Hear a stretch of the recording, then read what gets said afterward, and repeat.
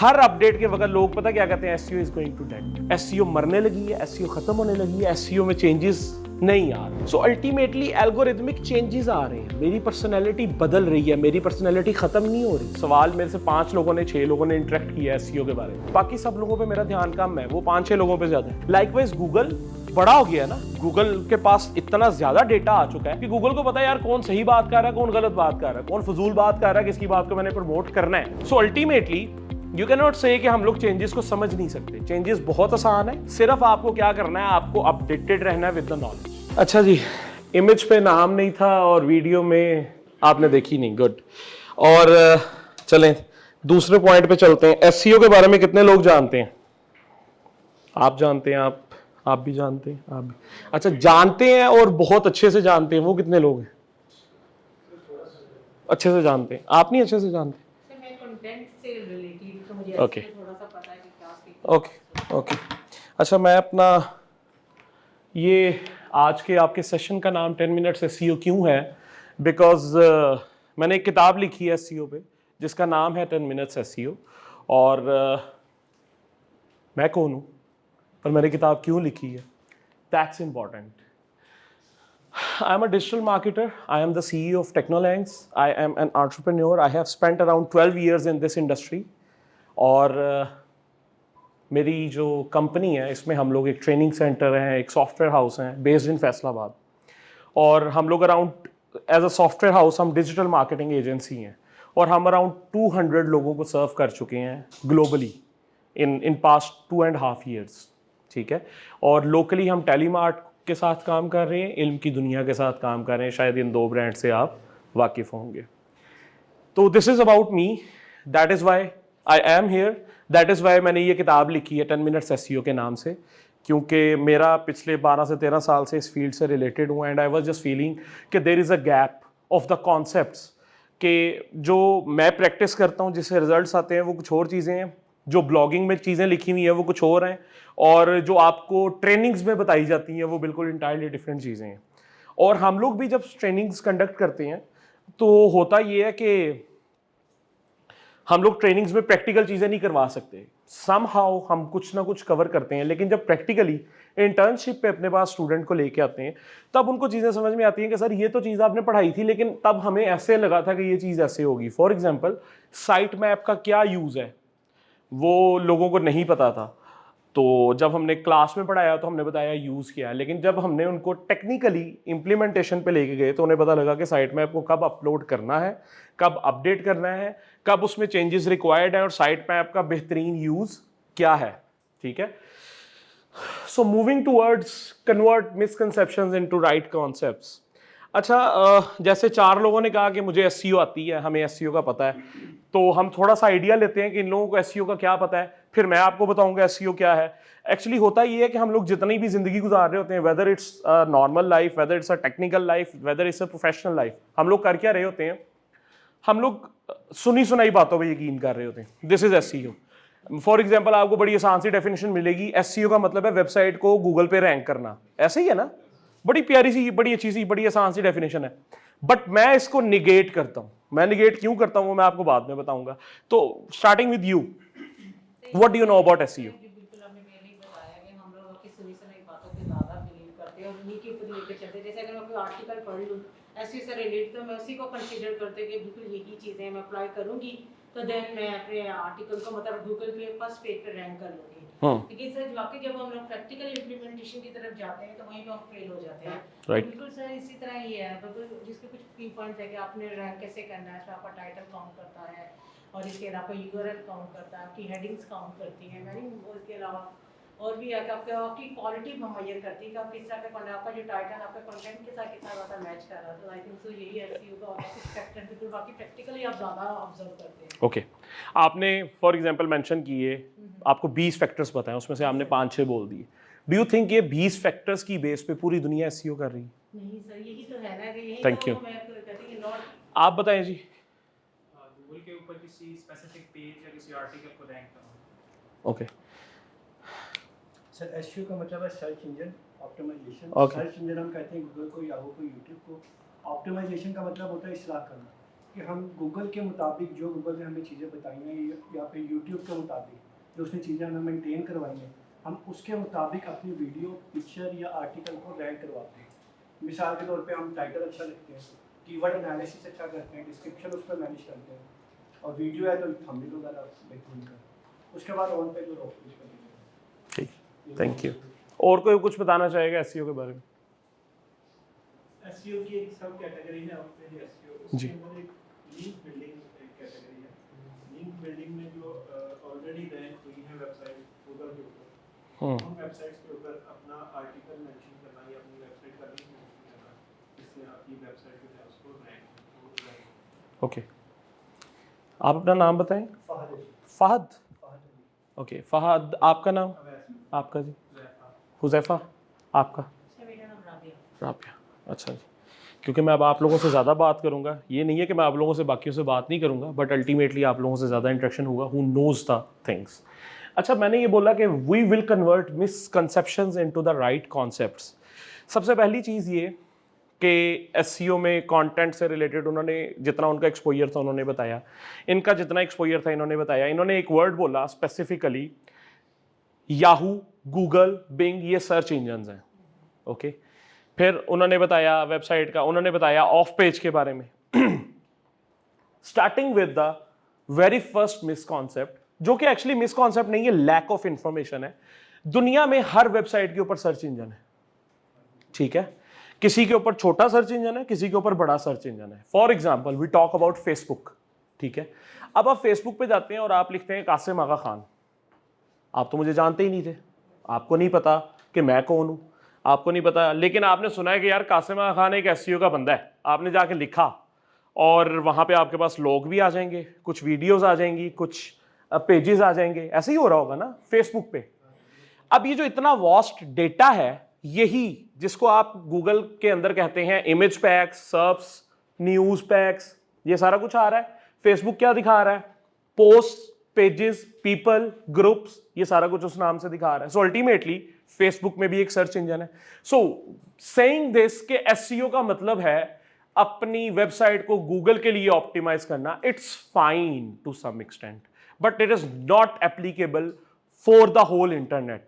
अगर इसकी एग्जांपल मैं आपको दूं कि मुझे आप गूगल करते हैं तो आप लिखते हैं गूगल पे जाके कासिम आगा खान, मेरी फेसबुक की प्रोफाइल टॉप पे आती है, आपका नाम है फहद अली। फहद अली को हमने जब लिखा गूगल पे तो आपकी प्रोफाइल टॉप पे नहीं आई, क्यों? ऑप्टिमाइज नहीं है। नहीं पढ़ा भी हो, आपकी फेसबुक प्रोफाइल तो होगी ना, डेटा पड़ा भी हुआ है, लेकिन मसला क्या है कि आपकी ऑप्टिमाइजेशन नहीं हुई according to the search engine of Facebook. It is not about Google right now, ठीक है?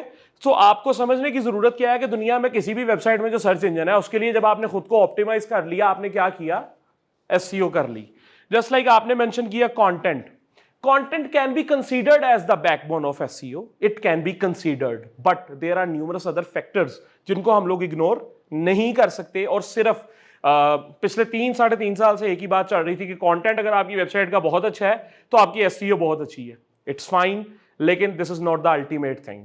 हम लोगों ने ऐसी वेबसाइट्स को भी इंडेक्स होते हुए नहीं देखा जिन पे हम लोगों ने प्योर अपनी मेहनत से कंटेंट क्रिएट किया और वेबसाइट कभी इंडेक्स ही नहीं हो रही, ठीक है? तो फिर उसमें क्या चैलेंज था जब कंटेंट ही सारा कुछ है? लाइकवाइज आपने बात की, आपका नाम मेरे ज़हन से फिर अवैस, आपने बात की ऑफ पेज की। फैसलाबाद में हमारे ना एक मोहल्ला है वारिसपुरा। वारिसपुरा मैं इस वजह से मेंशन कर रहा हूँ कि हमारे पास वो नाम बड़ा अजीब सा लग रहा है, लेकिन जब आप उसकी गलियों में जाएंगे ना तो वहाँ पे आपको BMW, मर्सिडीज, लैंड क्रूजर खड़ी मिलेंगी, क्योंकि वहाँ पे सब ऑफ पेज एसईओ करते हैं। They do guest posting, they do link selling, ठीक है? They are millionaires. और उनका जो एक आम आदमी है जिसको एसईओ का कुछ नहीं पता, उसको सिर्फ पैसे कमाने हैं, वो उसको कहते हैं आ जाओ मेरे पास, मेरे साथ 2 साल का कॉन्ट्रैक्ट करो। जब 2 साल का कॉन्ट्रैक्ट होता है तो वो उसको सिखाते हैं, उससे काम लेते हैं, and that's it, end of the discussion, ठीक है? 2 साल के लिए वो बंदा जस्ट लाइक गधे के ऊपर आप वजन डालते रहते हो, एक ही काम उससे करवाते रहते हो, वजन डाला, इधर भेज दिया, इधर से उठाया, इधर वापस बुला लिया। इसी तरह वो उस बच्चे से काम करवाते हैं। इस तरह की उनकी 70-80 लोगों की टीम है एक एक घर के अंदर, ठीक है? ये बताने का आपको मकसद क्या था कि उन लोगों या उन जैसे लोगों की वजह से एक नैरेटिव मशहूर है कि of page SEO is SEO.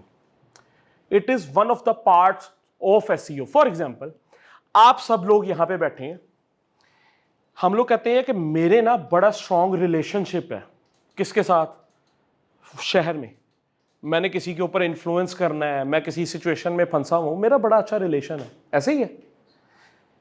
क्या वो रिलेशंस जो आपके बड़े स्ट्रांग हैं, आपको पुलिस वाला पकड़ता है तो आप उसे फोन कर देते हैं, क्या वो रिलेशंस आपको हर रोज मिलते हैं? क्या वो रिलेशंस आपको हर बार आप फोन करते हैं तो फोन उठाते हैं? क्या वो रिलेशंस आपको उतनी इंपॉर्टेंस देते हैं जितनी इंपॉर्टेंस आपके घर वाले या आपके इमीडिएट फ्रेंड्स आपको देते हैं? नहीं। तो वो जो रिलेशंस हैं आर इक्वल्स टू बैकलिंक्स। मेरे जितने क्वालिटी के बैकलिंक्स होंगे और मेरे करीबी होंगे, मुझे प्रमोट करने वाले होंगे, मेरे से रेलिवेंट होंगे, वो बैकलिंक्स मेरे लिए यूजफुल हैं। Otherwise of page SEO is dead for me, it is nothing for me. समझ में आ रही है बात या नहीं? मैं 2017 से ट्रेनिंग्स दे रहा हूं और 2017 से लेके अभी तक मेरी जो क्लास के बच्चे हैं या ऑडियंस है उनके साथ एक ही इशू होता है, सोना नहीं है क्लास में। मैंने 2000 के करीब स्टूडेंट्स को, 2000 के करीब लोगों के साथ स्टेज पे खड़े होके भी यही बात की है कि मैं नहीं पढ़ाऊंगा अगर आप मेरा साथ नहीं देंगे। तो अगर आप एक्टिवली बैठ के सिर्फ यस नो में भी बोलते हुए आप लोगों को तंगी हो रही है तो फिर मुझे बताएं, मैं पास आ गई, यस नो पूछ लेता हूं। But you have to participate करेंगे देन यू विल लर्न। यहां पे आपने 2 घंटे अब बैठना है, 2 घंटे जाया करने से बेहतर है बैठ के बोल के कुछ सीख लें। सो पॉइंट इज कि जब मैं आपसे कह रहा हूं कि समझ आई है तो नहीं आई तो मुझे बताएं, नहीं आई जब समझ आ गई है तो मुझे बता दें समझ आ गई है। क्लियर है? हाँ, थोड़े से एक्टिव होना शुरू है, मजीद हो जाए। अच्छा जी, तो अभी तक हमें समझ के आई कि हमारे पास बहुत सारे ऐसे कॉन्सेप्ट्स हैं जो एक्चुअली किसी और तरह से एग्जिस्ट करते हैं इंडस्ट्री के अंदर, प्रैक्टिकल लाइफ के अंदर उनका एक्सपोजर कुछ डिफरेंट है। ठीक है? सो अल्टीमेटली हम लोगों ने अपने मिस कॉन्सेप्ट्स को कॉन्सेप्ट्स में कन्वर्ट करना है। इसकी सबसे बेहतर अप्रोच क्या होती है? Consider yourself your standing at zero. आपको कुछ नहीं पता है एसईओ, जैसे इनको बहुत कुछ पता होगा, लेकिन इनको ये कंसीडर करना पड़ेगा यार मुझे नहीं पता। मैं जब सवाल पूछ रहा हूं तब तो आप पार्टिसिपेट करें, लेकिन अगर आप ये समझेंगे कि यार मेरा knowledge ultimate knowledge and I know numerous things, so फिर आप सीख नहीं पाएंगे। अच्छा, नए आने वाले लोगों में से कोई एसईओ के बारे में जानता है? जी बताइएगा। Very good. यूट्यूब पे एसईओ करते हैं? अच्छा जी, फिर आप 18 मई वाला सेशन भी लेंगे? हाँ, गुड, वेरी गुड। 18 मई वाला सेशन आपके लिए है और ये वाला सेशन हर उस बंदे के लिए है जो इंटरनेट से ऑप्टिमाइजेशन के थ्रू कुछ निकालना चाहता है। ठीक है? मैं आपको जो चीज़ समझाना चाह रहा हूँ कि अगर आपको एल्गोरिदम समझ आ जाता है किसी वेबसाइट का, जैसे कि गूगल एक वेबसाइट है, यूट्यूब एक वेबसाइट है, फेसबुक एक वेबसाइट है। मैं आपको इसकी एग्जांपल देता हूँ। आप लोगों को याद है कोविड के अंदर एक नई शरारत शुरू हुई थी कि हमारी पुरानी सी फोटोज़ पे जाके कोई दोस्त कमेंट करता था और इतनी गंदी फोटो होती थी कि हमारा खुद देखने को दिल नहीं करता था, और वो वापस टाइमलाइन में आ जाती थी और लोग एक दूसरे का मजाक उड़ा रहे थे उन फोटोज पे, ओए तू कैसा दिखता था। ऐसे ही हो रहा था ना? अच्छा, अब ये क्या था? यहां पे मैं आपको ऑप्टिमाइजेशन की एग्जांपल किस तरह से समझाऊंगा कि मैंने क्या किया। मेरे एक दोस्त ने जाके मेरी 2011 की फोटो देखी और मैं खुद हैरान रह गया कि यार ये किस तरह की फोटो है। अब उसने उस पर जब कमेंट किया, यहां पे मैं एल्गोरिदम को समझता था, मैंने उसको रिप्लाई नहीं दिया। हमारी पहली मिस्टेक क्या थी? हमने उनके कमेंट्स के नीचे जाके यार क्या बकवास है, यार तुम्हें शर्म आनी चाहिए, यार तू मुझे मिल, तुझे मैं बताता हूं, ये हमने कमेंट्स के रिप्लाईज दिए। जब हमने ये रिप्लाईज दिए, हमारी पोस्ट हमारी टाइमलाइन पे जिंदा हो गई। जब हमारी टाइमलाइन पे जिंदा हुई तो इनको नहीं पता था कि ये मेरी फोटो है, इनको भी नजर आनी शुरू हो गई, इनको नहीं पता था, इनको भी नजर आनी शुरू हो गई। मुझे एल्गोरिदम का पता था। मैंने क्या किया? मैंने इनबॉक्स में जाके उसको रिप्लाई किया कि बेटा तू जिस प्लेटफॉर्म पे फिर रहा है, इस प्लेटफॉर्म के साथ मैं खेल खेल के थक गया हूं, मेरी फोटो ऊपर नहीं आएगी, वो नहीं आई। Getting the point? When you understand the algorithm, उसके साथ सिंक क्रिएट करना है आपने। जहां सिंक क्रिएट हो जाए, आपने जैसे ऑप्टिमाइजेशन का मतलब बोला था, क्या था? इस्लाह करना है। इन्होंने वर्ड बोला है ऑप्टिमाइजेशन का, इस्लाह करना। मैं ऑप्टिमाइजेशन के वर्ड का मीनिंग बोलता हूं अमेंड करना। रद्दोबदल करना according to what. For example, ये मेरी एक क्लास है, इस क्लास में बैठने का स्टैंडर्ड है, आप सब मुख्तलिफ किस्म के बेढंगे कपड़े, अपने मर्जी के कपड़े पहन के आ गए। मैं आपसे ये कहूं कि आपने इस क्लास में बैठना है तो पेंट कोट पहन के आना है, और पेंट कोट पहन के आना है, सारों ने 2 बजने में 5 मिनट पहले पहुंच जाना है, सारों ने अपनी एंट्री करवानी है, पहले आगे फोटो खिंचवानी है, एक इंटरव्यू देना है, उसके बाद आपने क्लास में आगे बैठना है। ये 5 से 6 चीजें आपने करनी है। ये क्या है? आपने अपनी पर्सनैलिटी को अमेंड किया मेरे रूल्स एंड रेगुलेशंस के मुताबिक। इसे क्या बोलते हैं? ऑप्टिमाइजेशन। अब मैं खुद को ट्विटर पे रैंक करना चाहता हूं, ट्विटर पे कोई लिखे कासिम आगा खान तो मेरी प्रोफाइल पहले आए। मुझे क्या करना पड़ेगा? मुझे ट्विटर के स्टैंडर्ड्स के अकॉर्डिंगली खुद को ऑप्टिमाइज करना है। लाइकवाइज आप यूट्यूब की बात कर रहे हैं, लाइकवाइज हम लोग गूगल की बात कर रहे हैं, नेम एनीथिंग। आपने क्या करना है? आपने उसके सिर्फ एल्गोरिदम की अंडरस्टैंडिंग लेनी है। ठीक है, कोई सवाल है यहां तक तो पूछ लें। सर आपने अभी बताया था कि एक छोटा सर्च इंजन होता है, एक बड़ा सर्च इंजन जी तो हमने अब तक वैसे ही सुना सर्च इंजन तो सर्च इंजन है जी। एल्गोरिथम। अब छोटा बड़ा तो छोटा बड़ा सर्च इंजन से मतलब ये होता है जी कि 16 मिलियन सर्चेज होती हैं अच्छा ठीक है। डेली बेसिस पे गूगल। नो, ये नहीं चीज। बड़ा सर्च इंजन छोटे सर्च इंजन से मतलब ये है कि मेरी कैपेसिटी क्या है? मेरी कैपेसिटी ये है कि आप 10 तरीकों से सर्च करोगे, मैं 10 तरीकों से रिप्लाई दूंगा। आप YouTube पे जाके सवाल लिखो, जैसे आप चैट जीपीटी पे जाके सवाल लिखते हो, YouTube आपको जवाब नहीं देगा। YouTube का सर्च इंजन छोटा है, गूगल का सर्च इंजन बहुत बड़ा है। अनटिल अनलेस आप उसमें फारसी नहीं लिखते, जो कि मैं करके बोलूंगा, ये नहीं लिखोगे तो गूगल तब आपको जवाब देना बंद करेगा, वरना आपको गूगल जवाब देता रहेगा। This is the big search engine. और छोटा सर्च इंजन फेसबुक का, कि अगर मैं 3 किस्म की सर्चेस डालूंगा उसके ऊपर, आप इन्वर्टेड कॉमास में लिखते हो तब भी गूगल देता है, प्लस के साथ लिखते हो तब भी गूगल देता है, फेसबुक पे करोगे एरर दे देगा। तो ये सर्च इंजन का फर्क है। और कुछ? जी एल्गोरिथम जो है ना ज़ाहिर है इतना ये नोन तो नहीं होती और इसमें चेंजेस भी आती रहती हैं, तो Right. आपको हमारे इसके मुताबिक अपने उसको समझना या मतलब कोई एक हद तक हम एंटिसिपेट करके उसके मुताबिक कर सकते हैं ना, कि उसके सेट पैरामीटर्स तो नहीं होते एल्गोरिथम के कि Fine. यही चीज़ है या नहीं। Got it. What's your good name? Hafiz Abdullah. Abdullah. आप एसईओ करते हैं? नहीं, थोड़ा जानता हूँ उसके बारे में। ओके। ये बड़ी दुनियावी सी एग्जांपल है। जब आप शादी के बंधन में बनते हैं ना, तो आपको नहीं पता आपका लाइफ पार्टनर कैसा है। आपको पहले 2 साल 1.5 साल समझने में लग जाते हैं कि यार इसको कब गुस्सा आना है, कब इसको प्यार आना है, तब कब इसने मुझे मारना है, कब इसने मुझे लोगों के सामने अच्छा कहना है, कब इसने मुझे लोगों के सामने बुरा कहना है। ऐसे ही होता है। उसके बाद 5 साल बाद उसकी पर्सनैलिटी नहीं चेंज होती है, लेकिन आपको पता होता है। Likewise when you understand the search engines thoroughly, Google ने पहली अपडेट रिलीज की थी 2004 में, 2001 में भी उसने अपडेट रिलीज की, उसने 2003 में भी अपडेट रिलीज की, उसने 2009 में भी अपडेट रिलीज की। ये सब की सब बेकार है। गूगल ने खुद कहा कि मैं एक ऐसी अपडेट दूंगा जो सर्च इंजन की हिस्ट्री को बदल के रख देगा। वो उसने कब कहा? 2001 में। और रिलीज कब की वो अपडेट? 2011 में। It took them 10 years to release that update. 2011 से लेके 2023 तक, आज तक इट्स जस्ट लाइक 65+ अपडेट्स हैं जो बहुत मेजर हैं, जो एसईओ को डायरेक्टली इफेक्ट करती हैं।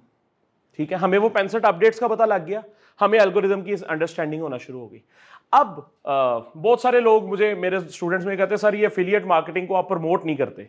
मैंने कहा यार मैं एफिलिएट मार्केटिंग को इस वजह से प्रमोट नहीं करता कि आप थर्ड पार्टी सोर्सेज पे रिलाई कर रहे होते हैं और गूगल अपनी पॉलिसीज को चेंज कर रहा है day by day about affiliate marketing.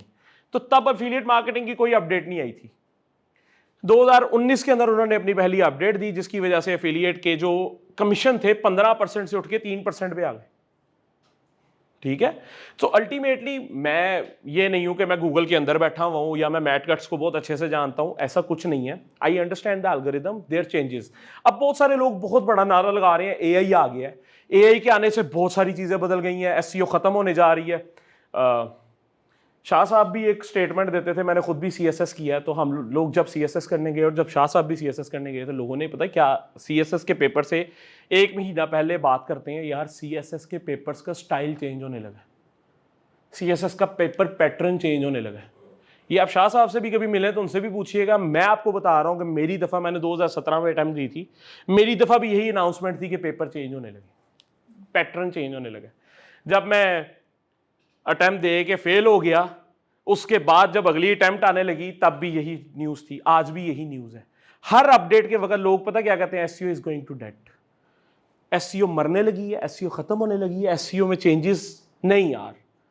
So ultimately algorithmic changes आ रहे हैं, मेरी पर्सनैलिटी बदल रही है, मेरी पर्सनैलिटी ख़त्म नहीं हो रही, मेरी पर्सनैलिटी के पैरामीटर्स थोड़े से हाई जा रहे हैं। मेरी पर्सनैलिटी में मैं जैसे जैसे बड़ा हो रहा हूँ तो मुझे लोगों को नापने तोलने का मेरा अंदाज बदल गया है। जब नापने तोलने का अंदाज बदल गया है तो मैं हर किसी को तो नहीं प्रायोरिटी दूंगा, समझ रहे हैं बात। For example this is not something कि मैं जस्ट टू डिग्रेड, मैं सवाल मेरे से 5 लोगों ने 6 लोगों ने इंटरेक्ट किया है एसईओ के बारे में, बाकी सब लोगों पे मेरा ध्यान कम है, वो 5-6 लोगों पे ज्यादा है। लाइकवाइज गूगल बड़ा हो गया ना, गूगल के पास इतना ज्यादा डेटा आ चुका है कि गूगल को पता है यार कौन सही बात कर रहा है, कौन गलत बात कर रहा है, कौन फजूल बात कर रहा है, किसकी बात को मैंने प्रमोट करना है। So ultimately you can not से कि हम लोग चेंजेस को समझ नहीं सकते। चेंजेस बहुत आसान है, सिर्फ आपको क्या करना है, आपको अपडेटेड रहना है with the knowledge. Got it. आपका कोई सवाल था इधर से? जी मेरा सवाल था लेकिन वो आपने दे दिया जी। अच्छा जी, मैं अक्सर बोलता हूं कि आपकी जब बेस स्ट्रांग होती है, नींव आपकी बिल्डिंग की स्ट्रांग होगी तो आप बेशक 50 मंजिलें उठा लें, नी का स्ट्रांग होना, बेस का स्ट्रांग होना बहुत ज़रूरी है। तो मैं बेस से इस वजह से स्टार्ट करता हूँ।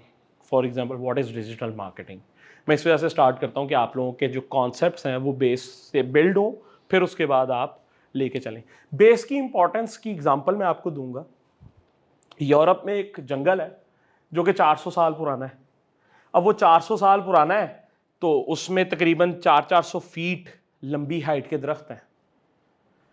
तो किसी वहाँ पे तो 400 साल का तो कोई बंदा भी नहीं है इस टाइम, लेकिन को 90-95 साल के बाबा जी से पूछा गया कि भाई ये जो दरख्त हैं इतने लंबे हैं और ये है भी तूफ़ानी एरिया, तो यहाँ पे ये किस तरह तूफ़ान को बर्दाश्त करते हैं, दरख्त ऐसे ही 400 साल से चल रहे हैं।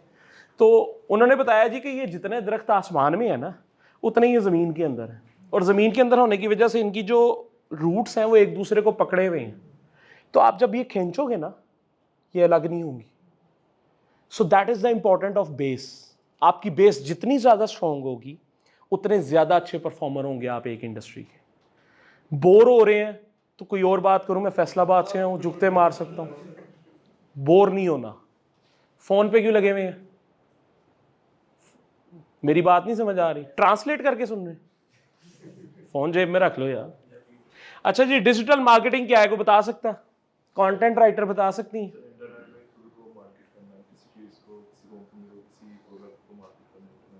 ओके, और कुछ?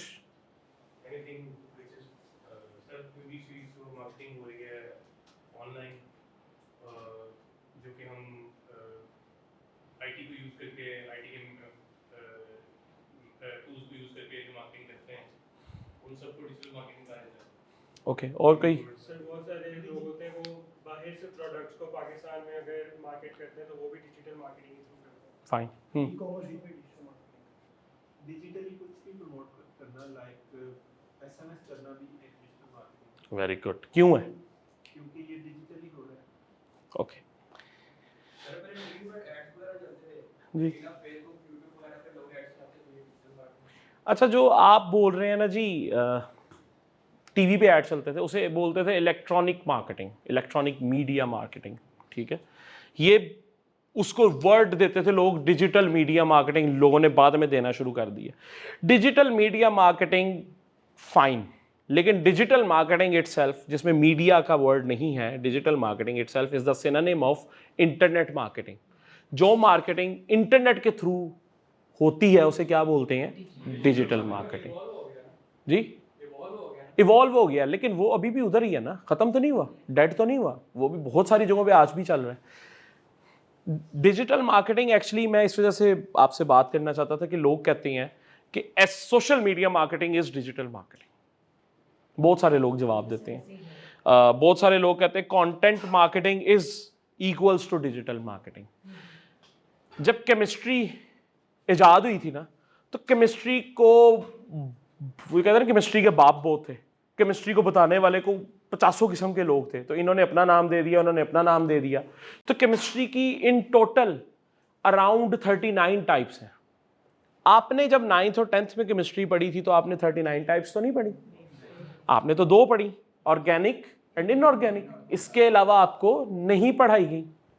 लाइकवाइज डिजिटल मार्केटिंग की टाइप्स बताने वाले आपको 70 किस्म के लोग मिलेंगे। क्यों? क्योंकि इंटरनेट की मार्केटिंग है, इंटरनेट पे जाके आप पढ़ते हैं, इसकी किताब छपती कोई नहीं है, इसको पढ़ाने वाला टीचर है कोई नहीं। आप कहाँ से पढ़ते हैं? ब्लॉग से।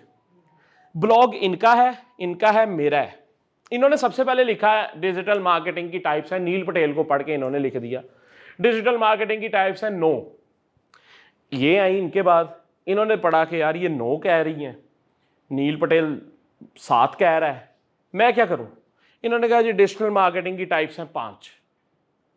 इन्होंने 5 हाईलाइट कर दी। फिर मैं आया, क्योंकि मैं ज़रा ज़्यादा सियाना बनने की कोशिश करता हूं, तो मुझे मार्केटिंग ज़्यादा आती है, मैं समझता हूं। तो मैंने कहा जी डिजिटल मार्केटिंग की 3 टाइप्स हैं। अब मैं किस तरफ जाऊं? गूगल आपको यही कर रहा है कि नहीं? ऐसे ही है बिल्कुल sir. So ultimately in 90s agree किया बड़े मार्केटर्स ने दुनिया के कि there are only 5 types of digital marketing, बाकी सब इनका हिस्सा हो सकती है।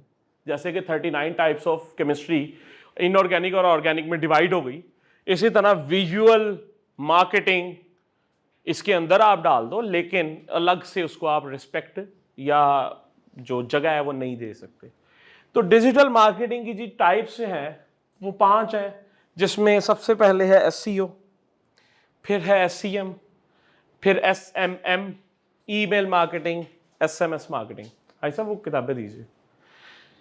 आप लोग जो नोट्स बना रहे हैं और जो एक्टिवली सुन रहे हैं, ये मेरी किताब है, मैं 5 गिव अवे दे रहा हूं। वैसे अगर आप ये खरीदने जाएंगे तो आपको 2500 से नीचे नहीं मिलेगी। तो ये मैं 5 गिव अवे दूंगा by the end of the session. सवाल पूछे जाएंगे आपसे और जो अच्छा जवाब देगा उसको ये बुक मिल जाएगी, ठीक है? सो 5 विनर्स होंगे, तो जरा ध्यान से अपने नोट्स भी बना लें और ध्यान से सुन भी लें। अच्छा, अब ये SEO मैंने आपको एक्सप्लेन कर दी। SEM क्या है? Search engine marketing. गूगल पे आप लिखते हैं बाय टी शर्ट या मेन टी शर्ट ऑनलाइन, तो आपके पास पहले गूगल की एड्स आती हैं, फिर उसके बाद गूगल के बाकी रिजल्ट्स आते हैं। जिनके साथ एड लिखा होता है वो कौन से रिजल्ट्स हैं? SEM के। इनको दूसरा नाम दिया जाता है PPC। क्या नाम दिया जाता है? PPC का मतलब क्या है? पे पर क्लिक। पे पर क्लिक का मतलब क्या है? आपने ऐड चला दिया, ऐड चलाने के बाद जब आए, उन्होंने आके क्लिक किया तो आपको पैसे चार्ज किए। उन्होंने परचेज किया या नहीं किया ये कंसर्न नहीं है, उन्होंने क्लिक कर दिया तो आपको पैसे पड़ गए। अच्छा, SMM और SMO 2 चीजें होती हैं, social media marketing, social media optimization. Social media marketing फिर वही है कि जब आप फेसबुक को पैसे देते हैं और ऐड चलाते हैं तो क्या है? स्पॉन्सर्ड ऐड का एक सेक्शन आ जाता है कि ये ऐड आया है इस ब्रांड की तरफ से, वो क्या है? Social media marketing. लेकिन अगर आपकी ऐड आपने नहीं चलाई और आपकी टारगेटेड ऑडियंस तक आपका पेज पहुंच गया, वो क्या है? Social media optimization. आपने उसके एल्गोरिदम को समझ के अपने पेजेस में वो चेंजेस किए जो कि इंपॉर्टेंट है। जैसे मैं रील्स अपलोड करता हूं अपनी फेसबुक प्रोफाइल पे, तो अक्सर सुफियान मुझे कहते हैं कि सर 7:30 बजे आपने अपलोड करनी है। वो क्यों है? क्योंकि वो ऑप्टिमाइजेशन का पार्ट है। 7:30 बजे हमारी आवाम काम से फारिग होकर फेसबुक पे बैठती है। जितने मेरे टाइमलाइन में दोस्त देखेंगे, वो अगर पसंद करेंगे, कमेंट करेंगे, लाइक करेंगे, शेयर करेंगे, तो रीच मिलना स्टार्ट हो जाएगी। Yes, okay. Social media marketing, email marketing obviously जो ईमेल के थ्रू होती है, जीमेल के थ्रू होती है। अच्छा, ईमेल के भी can have a mark. Email में भी इसके 3 पार्ट्स हैं, paid campaigns,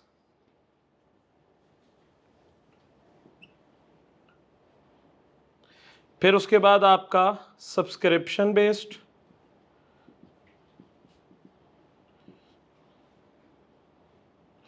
and the third one is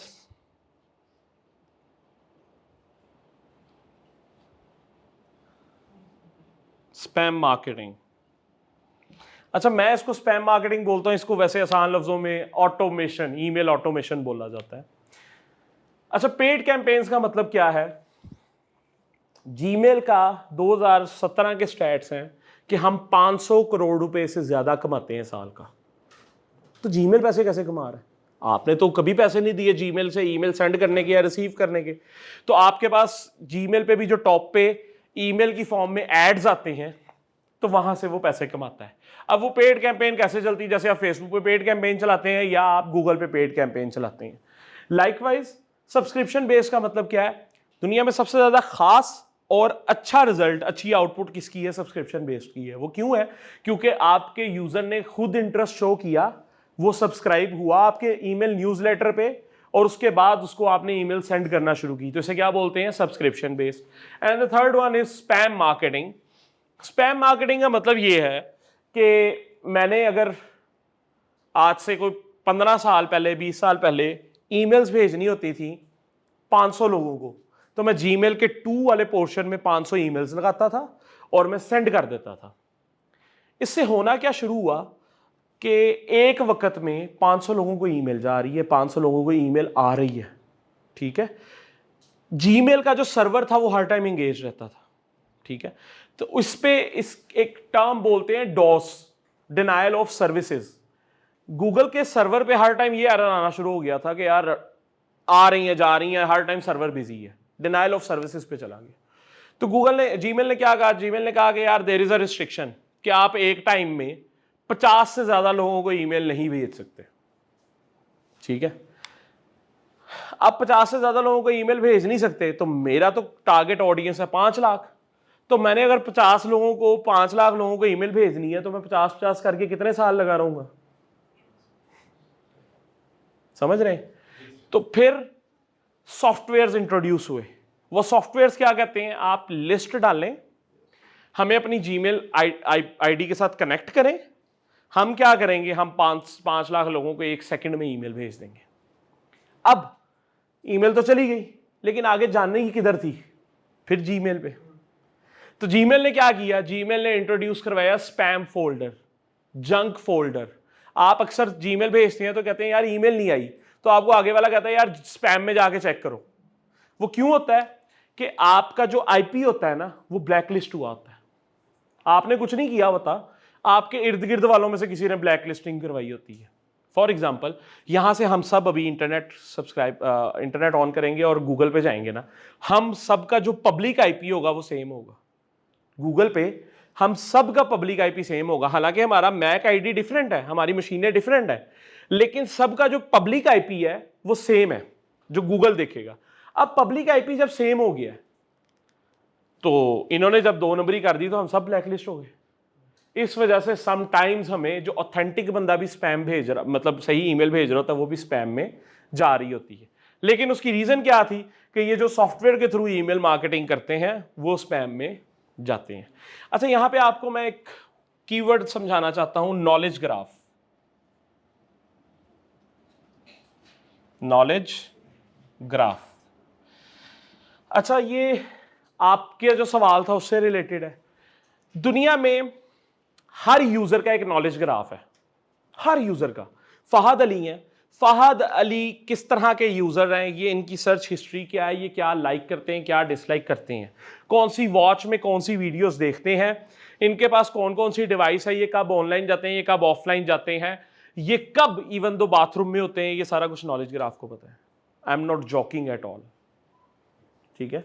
ये नॉलेज ग्राफ क्या है? यही नॉलेज ग्राफ आपका जो जीमेल है उसके अंदर भी होता है। आप एक दफा फॉर एग्जांपल स्पैम फोल्डर में गए मेरी ईमेल ढूंढने, और वहां पे आपको एक ईमेल नजर आई, अर्न $1 लाख इन 1 आवर। मुंह में पानी तो आएगा। क्लिक करोगे, खोलोगे तो वहां पे उन्होंने क्या है, थोड़ी सी डिटेल्स दी और लिंक दे दिया। आपने फिर वो लिंक भी खोल लिया। जब आपने लिंक खोला तो आपको जाके समझ आई यार बकवास लिखी हुई है। आपने थोड़ा सा स्क्रॉल किया, इधर उधर गए, ढूंढने की कोशिश की, को बटन दिया हुआ था वो दबाया, 3-4 जगहों पे आप हो गया, आप थक गए, यार ये तो बकवास थी, आपने बंद कर दिया। आपने वो बंद किया और आपने जीमेल भी बंद कर दिया। अब क्या हुआ? आपके नॉलेज ग्राफ में सेव हो गया कि फहद अली ने ये ईमेल खोली थी। अगली दफा वही स्पैमर जब ईमेल भेजेगा तो फहद अली को वो ये ईमेल स्पैम में नहीं आएगी, ये ईमेल चली जाएगी आपके पास 3 फोल्डर है, primary, social and promotion, promotion में आ जाएगी। ये ईमेल्स कहाँ आ जाएंगी? प्रमोशन में। अगर किसी दिन वो प्रमोशन में गए और फिर इनके मुंह में पानी आ गया, फिर इन्होंने क्लिक कर दिया, तो अगली दफा नॉलेज ग्राफ कहाँ इनको दिखाएगा? ईमेल्स प्राइमरी में। ये ऐसे ही है कि आप मेरे साथ 2 से 3 ईमेल्स एक्सचेंज करते हैं तो वहां पे येलो कलर का स्टार बना आ जाता है इंपॉर्टेंट के नाम से, टैग लगा आ जाता है इंपॉर्टेंट के नाम से। ये क्या है? This is knowledge graph. इसी तरह गूगल को पता है कि आप अपनी आप फिजिक्स के स्टूडेंट हैं, आप फिजिक्स को ही सर्च करते हैं, फिजिक्स की ही बात करते हैं, फिजिक्स की चैटिंग करते हैं, फिजिक्स आपके अंदर है या आप फिजिक्स के अंदर है। जिस दिन आप सर्च करेंगे एक ऐसी टर्म जो फिजिक्स के स्टूडेंट भी सर्च करते हैं, इंग्लिश के स्टूडेंट भी सर्च करते हैं, हो ही सकती है ना ऐसी टर्म्स, या फिजिक्स का स्टूडेंट भी सर्च करता है, मैथ्स का स्टूडेंट भी सर्च करता है। गूगल आपके नॉलेज ग्राफ को देखते हुए आपको फिजिक्स के रिजल्ट्स दिखाएगा, मैथ्स वाले को मैथ्स के रिजल्ट्स दिखाएगा। This is the importance of knowledge graph. इसका मतलब यह है कि बीइंग वेब मास्टर, वेबसाइट के मालिक, मुझे यह समझना है कि मेरा यूजर क्या सर्च करता है, मेरे यूजर को चाहिए क्या। नहीं समझ आई? और समझ आई कि नहीं?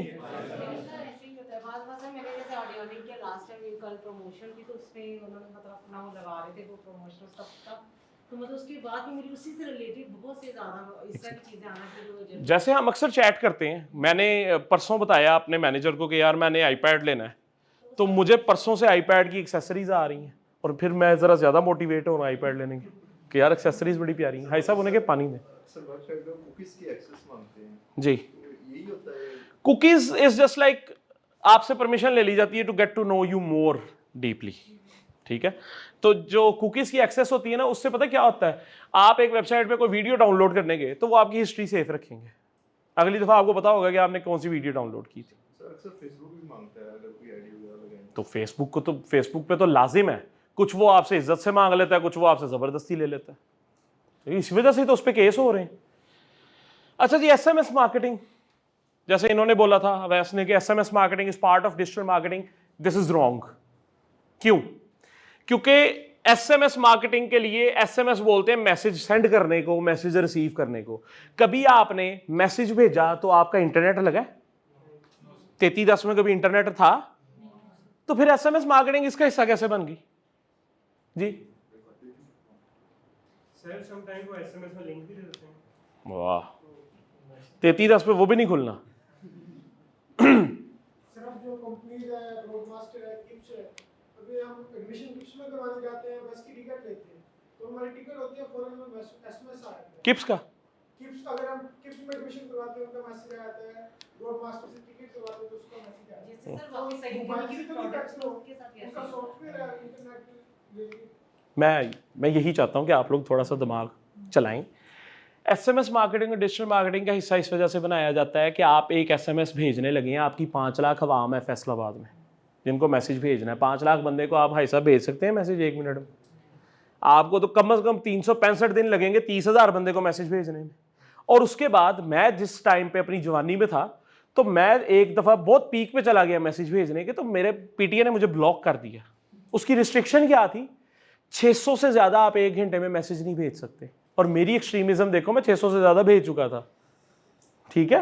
अब आपको PTA ने रिस्ट्रिक्शन लगाई है कि आप 600 से ज़्यादा मैसेजेस नहीं भेज सकते, तो मैं क्या करूं?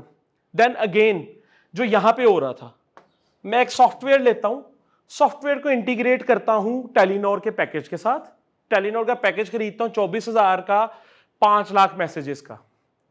वो इंटीग्रेशन हुई, सॉफ्टवेयर इन्वॉल्व हुआ, मैंने एक क्लिक दबाया, 5 लाख बंदे को मैसेज चला गया। दिस इज द रीजन जिसकी वजह से इसको SMS मार्केटिंग को इंटरनेट मार्केटिंग का हिस्सा कहा गया है। Locally this is flop. Locally से मतलब क्या है? In the region of Asia, Asia के रीजन में इसका कोई फायदा नहीं है। लेकिन हम लोग $5,000 की कैंपेन चलाते हैं SMS मार्केटिंग की, क्लाइंट की US में, तो उसको रेवेन्यू कितना आता है? $27,000। ठीक है। सो ये एसएमएस मार्केटिंग भी अगर आप सीख जाएं तो आप बहुत बड़े कलाकार हैं।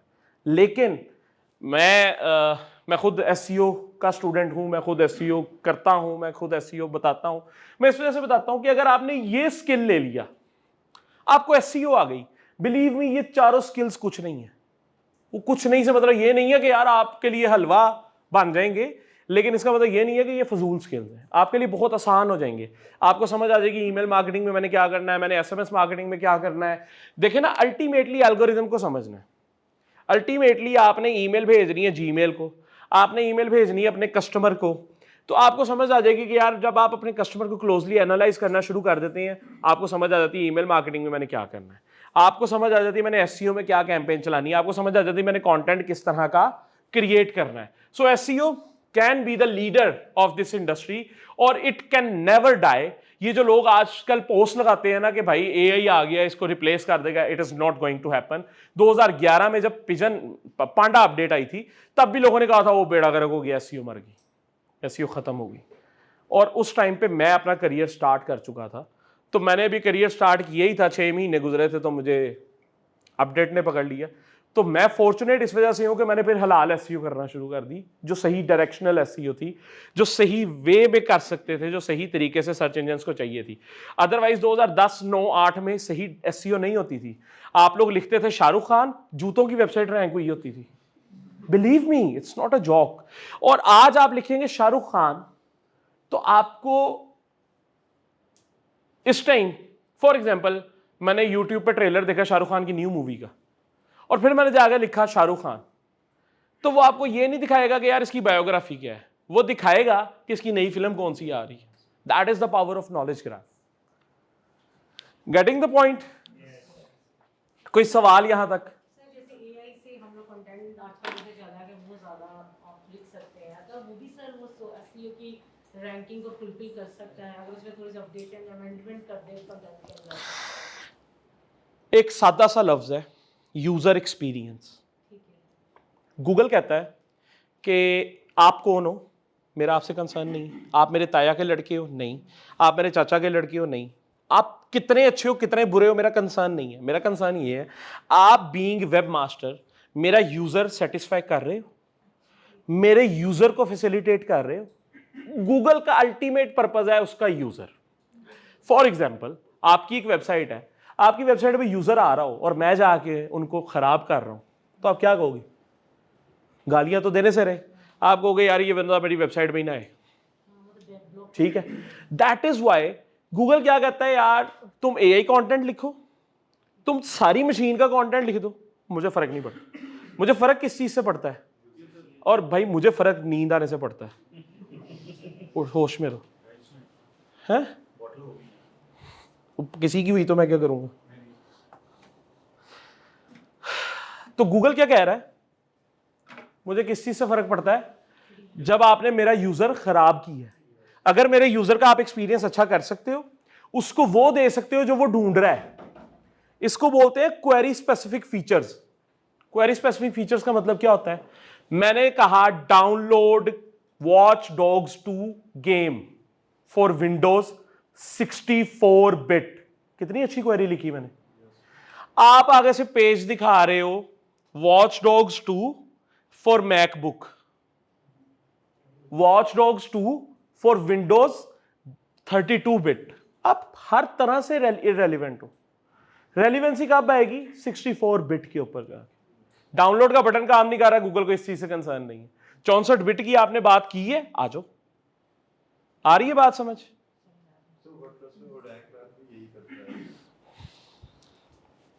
आपका नाम भी अब पूछना पड़ेगा, क्या नाम है? साहब करते हैं एसईओ वर्डप्रेस की? मतलब फ्यूचर को तबाही की तरफ लेके जा रहे हैं।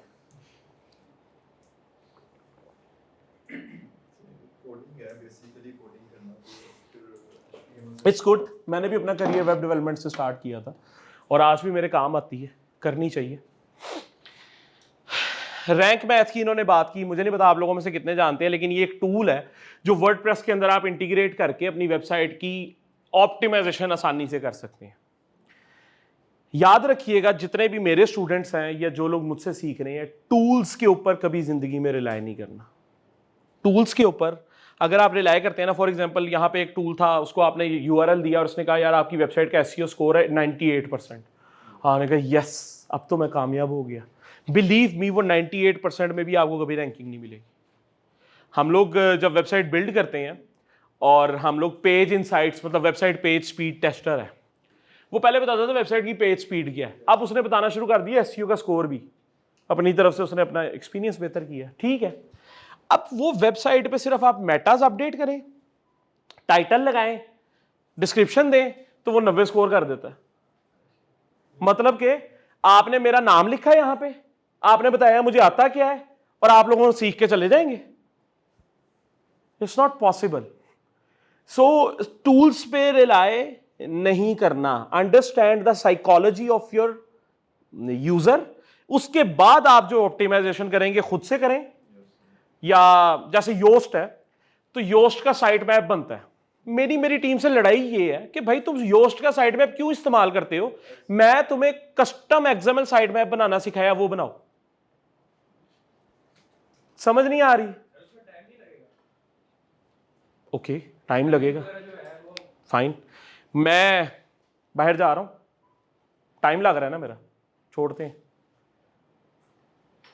भाई आपने सर्च इंजन को होश दिलवाना है, उसको बताना है कि मैंने वेबसाइट पे नया पेज बनाया है, नया कंटेंट अपडेट किया है, उसको जब आपने जाके बताना है साइट मैप के थ्रू, फिर आपने जाके उसको बताना है वेब मास्टर के अंदर कि मैंने साइट मैप अपडेट कर दिया। टाइम तो लगाना पड़ेगा। लेकिन प्लगइन वगैरह जो बनाते हैं वो असल में प्लगइन्स का देखें, प्लगइन का मतलब क्या है, इट्स अ मशीन जो कि किसी सर्वर पे पड़ी काम कर रही है। ठीक है, ये शायद अपडेट करके बता दें, शायद अपडेट 2 दिन बाद करें। ठीक है, तो आपने आज फॉर एग्जांपल, अभी मैं और तौसीफ सर डिस्कस कर रहे थे, न्यूज़ की एक वेबसाइट थी, तो जब हम वो बात कर रहे थे तो वो न्यूज़ की वेबसाइट का मैं इनको बता रहा था, 6 से 7 मिनट गूगल देता है कि एक न्यूज़ आई है किसी बहुत बड़ी वेबसाइट पे। तो छोटी वेबसाइट 6 से 7 मिनट ले लें, रेप्लिकेट ही करना है कर लें, लेकिन 6 से 7 मिनट में पोस्ट होनी चाहिए। क्यों? क्योंकि न्यूज़ वेबसाइट का काम क्या है? ARY पे आपने न्यूज़ के अलावा कभी कुछ देखा है? ऐड तब आता है जब कोई खास न्यूज़ नहीं चल रही, वरना क्या है, back to back news, back to back news. इसी तरह न्यूज़ वेबसाइट का क्या काम है यार, मैं इनको बता रहा था कि एटलीस्ट 80 to 85 न्यूज़ पब्लिश होनी चाहिए डेली की उसके ऊपर। ठीक है, अब 80 to 85 आप आर्टिकल्स आपने लिखा, पब्लिश कर दिया, आपका योस्ट कहता है अच्छा यार मैं अभी जरा बता के आता हूं, तो फिर आपकी इंडेक्सिंग नहीं होगी। इंडेक्सिंग नहीं होगी तो रैंकिंग कैसे होगी? समझ रहे हैं? तो कस्टम पे चले जाना बेहतर है। मैं ये नहीं कह रहा कि बहुत ही बुरी बात है, लेकिन आप जो कस्टम आपका एक्सपीरियंस, जब आप कस्टम एसईओ करेंगे ना, कस्टमाइज्ड टेलर्ड एसईओ करेंगे, आपको समझ आएगी कि यार इसका एक्सपीरियंस ही कुछ हो रहा है, मैं जो चाहता हूं वो चीज अचीव कर रहा हूं। तब आप क्या कर रहे होते, आपको समझ नहीं आ रही होती जो गूगल चाह रहा है, जो योस्ट चाह रहा है, जो Ahrefs चाह रहा है, जो SEMrush चाह रहा है। अब मैं आपको एक एक्सपीरियंस बताता हूं। मेरी अपनी वेबसाइट है, 2 साल पहले मैंने लॉन्च की, उसको हम लोगों ने SEMrush में पेस्ट किया, URL चेक किया इसके कितने बैकलिंक्स है। SEMrush बताता है 1,03,000 बैकलिंक्स। Ahrefs पे लेके गए, Ahrefs कहता है जी 4400 बैकलिंक्स। कितना फर्क आ गया? 99,000 का। अच्छा, मैं गया जी मोज के पास, मोज कहता है जी आपके 350 बैकलिंक्स। ये दुनिया के 3 तगड़े टूल्स हैं। $47 मिलियन की फंडिंग रेज की थी मोज ने जब टूल बना था। $47 मिलियन, मल्टीप्लाई आपने घर जाके करना है। बिलीव मी, वो 3 टूल्स यूजलेस हैं उसके, अगर आप क्रिटिकली और कस्टमाइज्ड होके देखेंगे। अब मैं कीवर्ड प्लानर की बात कर रहा हूं, keyword planner of Google, keyword planner of SEMrush, keyword planner of Ahrefs, keyword tool.io, सभी के स्टैट्स अपने अपने। मैं किसकी बात सुनूं? सर यही क्वेश्चन मैंने आपसे करना था। वाकई सर ये इतने ज्यादा टूल्स अवेलेबल हैं, इससे ऑथेंटिसिटी किसकी तरफ जाना है? दिमाग की। ये तो वाकई से दिमाग घुमा देता है। आपका जो दीन है, दीन में बहुत सारे फिरके बन रहे हैं। एक बंदा ये कहता है, एक बंदा वो कहता है, एक बंदा वो, मैं किधर को जाऊं? मुझे नहीं पता, मैं नया बंदा हूं, मैं नया नया बड़ा हो रहा हूं, मैं किसकी बात सुनूं? मैं सुन्नी के घर में पैदा हुआ, मैंने देवबंद की मस्जिद में जाके इत्काफ कर लिया, मैं कंफ्यूज हो गया, मैंने किधर को जाना है? फिर वहां पे मेरा जो स्टांस है, बाकी आपको मैं दीन में भी और दुनिया में भी मेरा स्टांस ये है कि जहां पे कॉमन सेंस कहे कि this is right, follow that. Common sense जहां पे रुक जाए, कॉमन सेंस जो चीज को एक्सेप्ट कर ले, तो वहां पे आपको रुक जाना चाहिए। वो फिरका है, वो दीन है, वो दुनिया है, कॉमन सेंस को फॉलो करें, आपकी जिंदगी बड़ी आसान होना शुरू हो जाएगी। आप किसी भी आलम दीन के पास जाएंगे, he will has his own. आप किसी मेरे पास आएंगे, मेरी अपनी एसईओ की टेक्निक्स है। नील पटेल के पास जाएंगे, उसकी अपनी है। ब्रायन डीन के पास जाएंगे, उसकी अपनी है। हर बंदा अपना मंजन बेचता है अपने हिसाब से, ठीक है। So rather than getting confused, common sense पे अग्री करना पड़ेगा, और वो कॉमन सेंस आपका अपना है, वो आपने विद द एक्सपीरियंस बिल्ड किया होता है। साइकोलॉजी भी यही कहती है कि आपकी पर्सनैलिटी के 3 पार्ट्स हैं, id, ego, super ego. Super ego, id और ईगो। तो इद क्या है? बहुत अच्छा पार्ट है पर्सनैलिटी का। सुपर ईगो क्या है? बदतमीज पार्ट है पर्सनैलिटी का। ईगो क्या है? वो कहता है कि यार मैंने जिंदगी में जब पिछली बार गर्म तवे पे हाथ रखा था तो मेरा हाथ जल गया था। तो सुपर ईगो क्या कह रहा है? हाथ रखो। इद क्या कह रहा है? बेटा नहीं यार ऐसे नहीं करते। ईगो क्या कह रहा है? बेटा हाथ रखा था, इसके पीछे लगा था, ये बंदा नहीं सही, इसकी नहीं सुननी। एक्सपीरियंस ने बताया, common sense. Then you have to get agreed with that point. Yes. अच्छा जी, ये आपने भी बात की थी, मैंने आपको पहले भी बताया, अगर आपने एसईओ में कामयाब होना है तो गूगल की अपडेट्स पढ़नी बड़ी जरूरी है।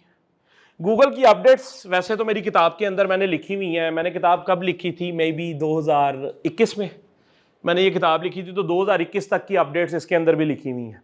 लेकिन अगर अभी की हम बात करें तो आज इस 5th मंथ है, ये 5th मंथ तक गूगल 4 अपडेट्स मेजर रिलीज कर चुका है, ठीक है। बैक टू बैक उसने 4 मेजर अपडेट्स रिलीज की हैं। और गूगल अपने ब्लॉग में खुद लिख चुका है कि मैं एक दिन के अंदर 3 से ज्यादा अपडेट्स रिलीज करता हूं माइनर। माइनर का मतलब क्या है? जो शायद एसईओ को इफेक्ट ना करें, किसी स्पेसिफिक इंडस्ट्री को इफेक्ट ना करें, छोटी छोटी चीजें। जैसे मैंने बटन को छोटे से बड़ा कर दिया, मैंने अपनी चेंज किया। क्या वो चेंज क्यों कर रहा है? वो यूजर एक्सपीरियंस को बेहतर कर रहा है। उसके लिए सबसे ज्यादा इंपॉर्टेंट चीज क्या है? User experience. तो गूगल अपडेट्स को पढ़ना आपके लिए इतना जरूरी है जितना आपके लिए सांस लेना जरूरी है जिंदगी में, उतना ही आपके लिए गूगल अपडेट्स को पढ़ना एसईओ में जरूरी है। जब आप वो गूगल अपडेट्स पढ़ लेंगे, आपको चीजें समझ में आ जाएंगी कि यार गूगल हमसे मांगता क्या है, गूगल चाहता क्या है। 2 चीजें आप कर लें, एक गूगल के रैंकिंग फैक्टर्स पढ़ लें और एक गूगल की अपडेट्स पढ़ लें। अब रैंकिंग फैक्टर्स क्या है? रैंकिंग फैक्टर्स के ऊपर आज भी लड़ाई होती है। ब्रायन डीन कहता है 200 रैंकिंग फैक्टर्स हैं, नील पटेल कहता है रैंकिंग फैक्टर्स है ही नहीं, मैं कहता हूं 150 रैंकिंग फैक्टर्स हैं। किसकी सुने? कॉमन सेंस की। अब कॉमन सेंस में जब आप ब्रायन डीन के रैंकिंग फैक्टर्स पढ़ने जाएंगे तो आपको पता लगेगा 200 के अंदर उसने तकरीबन 34 के करीब रिपीट किए हुए दूसरे नाम से। उसने क्यों किए? उसने लिखा था 100+ रैंकिंग फैक्टर्स 2018 में, 2017 में 100+ रैंकिंग फैक्टर्स ऑफ गूगल। उसने जब लिखा तो वो 2017 से लेके 2019 तक 2 साल इंडस्ट्री थॉट लीडर बन गया। लोग उसको जानना शुरू हो गए, उसको प्रायोरिटी मिलना शुरू हो गई। फिर एक बंदा उठा, एक ब्लॉगर, उसने कहा सब बकवास है, कुछ ऐसा नहीं है, 50 रैंकिंग फैक्टर्स तुम लोगों को बताता हूं, ऐसी हो जाएगी। ब्रायन डीन नीचे चला गया, वो ऊपर आ गया। अब Brian Dean being Brian Dean उसने क्या किया? उसने कहा कि भाईजान 100+ को चेंज करके 200 गूगल रैंकिंग फैक्टर्स अपडेटेड। अब जब उसने ये किया, फिर ऊपर आया, एक बंदा नीचे से उठा, उसने कहा 15 ऐसे रैंकिंग फैक्टर्स जो एसईओ में मोस्ट इंपॉर्टेंट है। ब्रायन डीन फिर नीचे आ गया। फिर बीइंग ब्रायन डीन उसने क्या किया? उसने कहा कि मैं आपको 10 ऐसे रैंकिंग फैक्टर्स बताऊंगा जो एसईओ में बहुत जरूरी हैं। सारी कैटेगरीज रैंकिंग फैक्टर्स की उठा के एक आर्टिकल में लिखी, और वो एक आर्टिकल को इंटरनल लिंक किया 200 आर्टिकल्स के साथ, जिसकी अथॉरिटी ऑलरेडी 4 साल से बिल्ड थी। फिर ब्रायन डीन ऊपर आ गया 2020 के एंड पे, और आज भी ऊपर ही है। अब तो ब्रायन डीन ने अपना बैकलिंक को जो ब्लॉग है वो सैमरश को बेच दिया, ठीक है। लेकिन बताने का आपको मकसद क्या है कि रैंकिंग फैक्टर्स पढ़ लें, रिपीटेडली पढ़ें, जैसे भी पढ़ें, ब्रायन डीन के पढ़ें, मेरे लिखे हुए पढ़ें, किसी के भी लिखे हुए पढ़ें, रैंकिंग फैक्टर्स पढ़ लें और गूगल अपडेट्स पढ़ लें। आपके लिए एसईओ आसान होना शुरू हो जाएगी।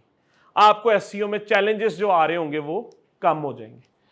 कोई सवाल है यहां तक तो पूछ लें। सर जो टूल अफोर्ड नहीं कर सकते, हम्म। फिर भी अगर एसईओ करना चाह रहे हैं, जैसे जनरली मतलब विदाउट क्लाइंट या विदाउट मतलब से प्रैक्टिकल एक्सपीरियंस के लिए, सर फिर इसके लिए तो काटा कंपटीशन है गूगल का, सर इसके अलावा और कुछ बताएं। ये मैंने किताब की प्रमोशन के लिए नहीं है, ये किताब इस वजह से दे रहा हूं कि पढ़ लें। इसमें कोई भी एक टूल यूज किए, पेड टूल यूज किए बगैर कीवर्ड रिसर्च सिखाई गई है। मेरी कीवर्ड रिसर्च के अंदर there are more than 36 steps. 36 steps के अंदर जाके आप कीवर्ड रिसर्च कर पाते हैं। आम दुनिया के फॉर्मूला में आप 2 से 3 स्टेप्स में कीवर्ड रिसर्च कर लेते हैं। मैं एक ही चीज अपने स्टूडेंट्स को समझाता हूं कि जिस बंदे की कीवर्ड रिसर्च अच्छी होगी उसकी एसईओ की स्ट्रेटेजी बहुत अच्छी बनेगी। आपकी कीवर्ड रिसर्च बहुत वीक होती है जिसकी वजह से आपकी एसईओ की स्ट्रेटेजी बहुत वीक होती है। अभी तक आपने पेड टूल नहीं यूज किया? नहीं, मैं कि भाई पूछा किसने, पहले ये बताओ। मैंने पेड टूल्स यूज कर रहा हूं, मैंने तरीका आपको इसके अंदर बता दिया है कि पेड के बगैर कैसे यूज करना है। देखें, पेड आपको एट सम पॉइंट जाके इस वजह से यूज करना पड़ता है, आपको बहुत क्विक स्टैट्स चाहिए होते हैं। जैसे मैंने एक क्लाइंट को भेजना है कि आपका URDR क्या है, तो मुझे बहुत स्पीडीली चाहिए। अब मैं अपने जो कॉमन प्रैक्टिसेस और मैनुअली जाके कहीं से नहीं निकाल सकता उसको। क्लाइंट अब मेरा मांगता है मुझसे URDR मैंने इंक्रीज करना है, क्लाइंट्स की रिक्वायरमेंट्स हैं, तो फिर हमें यूज करना पड़ता है। लेकिन अगर मेरा अपना प्रोडक्ट है तो मैं उसको नहीं लेके जाता उस पर। समझ रहे हैं? अच्छा जी, मैं एसईओ को बहुत ज्यादा प्रमोट इस वजह से करता हूं, वो मैंने आपको पहले भी बताया है, और उसका ये भी सोर्स है कि एक दफा आप एसईओ कर लें सारे टाइप्स ऑफ डिजिटल मार्केटिंग के अंदर। एक दफा आप जब एसईओ करते हैं, मैं बिजनेस की बात कर रहा हूं, मैं एक इंडिविजुअल की बात नहीं कर रहा हूं। मैंने एसईओ की, मुझे पहली बात तो ये कि पहले 3 से 4 माह में रिजल्ट ही नहीं आएगा, मुझे वेट करना पड़ेगा। जब मैंने 1 साल एसईओ प्रॉपर्ली कर ली तो मैं एक ऐसे कीवर्ड पे रैंक हो गया जो कि शायद ड्रीम कीवर्ड होगा, जैसे वेब डेवलपमेंट या वेब डेवलपमेंट सर्विसेज। एक ड्रीम कीवर्ड है। यकीन मानने, लाहौर के अंदर 50 एजेंसीज हैं जो लाखों रुपया खर्च नहीं है इस कीवर्ड के ऊपर रैंक होने के लिए। ठीक है, लाखों रुपया महीने का खर्च नहीं है। अब वेब डेवलपमेंट सर्विसेज, अब वेब डेवलपमेंट सर्विसेज के अगेंस्ट अगर मैं 1 साल में रैंक हो जाता हूं तो ये क्या था, मेरा फ्री सोर्स था। फ्री सोर्स का मतलब ये कि मुझे वो पोजीशन सस्टेन करने के लिए पैसे नहीं देने। दूसरा क्या था, एक लॉन्ग लास्टिंग इंपैक्ट जाता है। People consider it as a brand, people start knowing it as a brand के यार ये मल्टीपल। एक मैं आपको जितनी भी एजेंसी से रिलेटेड कीवर्ड्स है ना, हजारों कीवर्ड्स लिखिएगा। एक एजेंसी अभी बता देता हूं जो बार बार आएगी, वेब एफएक्स। वेब एफएक्स ये वो वेबसाइट है, आप लिखें वेब डेवलपमेंट सर्विसेज 6-7वें नंबर पे होगा। आप लिखे सॉफ्टवेयर डेवलपमेंट सर्विसेज 6-7वें नंबर पे, आप लिखे एसईओ सर्विसेज 6-7वें नंबर पे होगा, 3-4 नंबर पे होगा। वो वेबसाइट इतनी जाइगेंटिक है, इतनी जाइगेंटिक है कि वो वेबसाइट जब रैंक हुई है तो वो नीचे नहीं गई। अब मैं उसके मालिक को नहीं जानता, लेकिन मैं उस वेबसाइट का इतना इंस्पायर्ड हूं उस वेबसाइट से कि वो वेबसाइट हर ट्रांजैक्शनल कीवर्ड के ऊपर सामने आ जाती है। ट्रांजैक्शनल का मतलब क्या है, जहां पे क्लाइंट ने आगे पैसे खर्चने, हर ट्रांजैक्शनल की। अब वो फॉर एग्जांपल 50 ट्रांजैक्शनल कीवर्ड के ऊपर टॉप रैंक्ड हो और 50 लोग सिर्फ सर्च करने वाले हो उसके ऊपर, तो you can understand the estimates. Search engines काम कैसे करते हैं? सर्च इंजन्स के काम करने का 3 तरीके हैं। पहले वो क्रॉल करते हैं, फिर वो इंडेक्स करते हैं, फिर वो रैंक करते हैं। क्रॉलिंग कैसे होती है? क्रॉलिंग का मतलब ये है कि ये मैं मिस के पास आया, मैंने इनको एक फॉर्म पकड़ाया, मिस ये फॉर्म फिल कर दें। मिस ने फॉर्म फिल किया या नहीं किया मेरा कंसर्न नहीं है, मैंने उनसे फॉर्म उठाया, गिवन टाइम के बाद उठा के जाके मैंने फहाद अली को दे दिया। फहाद अली कौन है? फहाद अली की एग्जांपल मैं इस तरह से देता हूँ, ये इंडेक्सर की एग्जांपल मैं इस तरह से देता हूँ कि हमारी वालदा जो है घर में वो है इंडेक्सर। हम लोग अपनी डिग्री लेते हैं, हम अपना सर्टिफिकेट लेते हैं, हम कोई भी इंपॉर्टेंट डॉक्यूमेंट लेते हैं, जाके माजी को दे देते हैं कि ये संभाल लें। ऐसे ही करते हैं कि नहीं? करते हो कि नहीं? अब वो कौन है? वो इंडेक्सर है। उन्हें पता है कि यार बड़े भाई के डॉक्यूमेंट्स कहां पड़े हैं, छोटे के कहां पड़े हैं, उससे छोटे के कहां पड़े हैं। फॉर एग्जांपल हमारे कुछ एजुकेशनल डॉक्यूमेंट्स हैं, कुछ हमारे प्रोफेशनल डॉक्यूमेंट्स हैं। मैंने प्रोफेशनल डॉक्यूमेंट्स मांगने तो मदर ने कहना है उस अलमारी को उस खाने में से ले लो जाके। अगर मैंने एजुकेशनल डॉक्यूमेंट्स मांगने तो उन्होंने कहना बेटा उस खाने में से ले लो जाके। इसी तरह इंडेक्सर क्या करता है, इंडेक्सर कहता है कि यार Fahad Ali SEO expert, Fahad Ali lives in Lahore, Fahad Ali who has this appearance. Indexer 50 तरह से आपकी वेबसाइट को इंडेक्स करता है, अपनी अलमारियों में सेव करता है। अलमारियों से मतलब क्या है, डेटाबेस। कंसीडर ये किया जाता है कि अगर हम लोग डेटाबेस का हिसाब लगाएं गूगल की, तो पाकिस्तान जैसे रकबे में 3 मुल्क निकलेंगे। कितने? 3 मुल्क। तो ये डेटाबेसेस कहां पड़ी हैं? क्लाउड सर्वर भी है, कहीं तो पड़ा होगा। 3 मुल्क पाकिस्तान जैसे रकबे में, वो समुंदर के नीचे रखे हुए हैं उन्होंने। समुंदर की तह में क्यों रखे हुए हैं? क्योंकि गर्मी है। उनके टेम्परेचर को कंट्रोल रखने के लिए कोई बर्फ, कोई ऐसी काम नहीं आती। सिर्फ पानी में हर टाइम रहेंगे तो वो चलते रहेंगे। समझ आ रही है? इतना बड़ा डेटाबेस है उसका। और रैंकिंग एंड रिट्रीविंग, फिर जब एक यूजर कहता है एसईओ टेक्निक्स 2023, अब एसईओ टेक्निक्स 2023 के अगेंस्ट करोड़ वेबसाइट्स आ गई जो कि उसके सामने अपेयर हो रही हैं। वो आपकी वेबसाइट को टॉप पे कैसे लाए? कौन सी वेबसाइट को टॉप पे लाए? तो फिर आता है नॉलेज ग्राफ यूजर का, और फिर आता है रैंकिंग फैक्टर्स गूगल के अपने।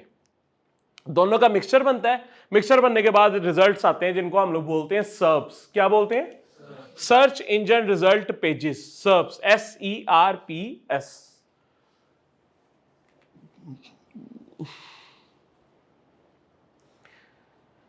जब हम एसईओ कर रहे हैं तो बहुत सारे ये सवाल, जैसे उनका शायद ब्लॉग होगा, इनकी शायद एजेंसी की वेबसाइट होगी, उनकी गेस्ट पोस्टिंग की वेबसाइट होगी।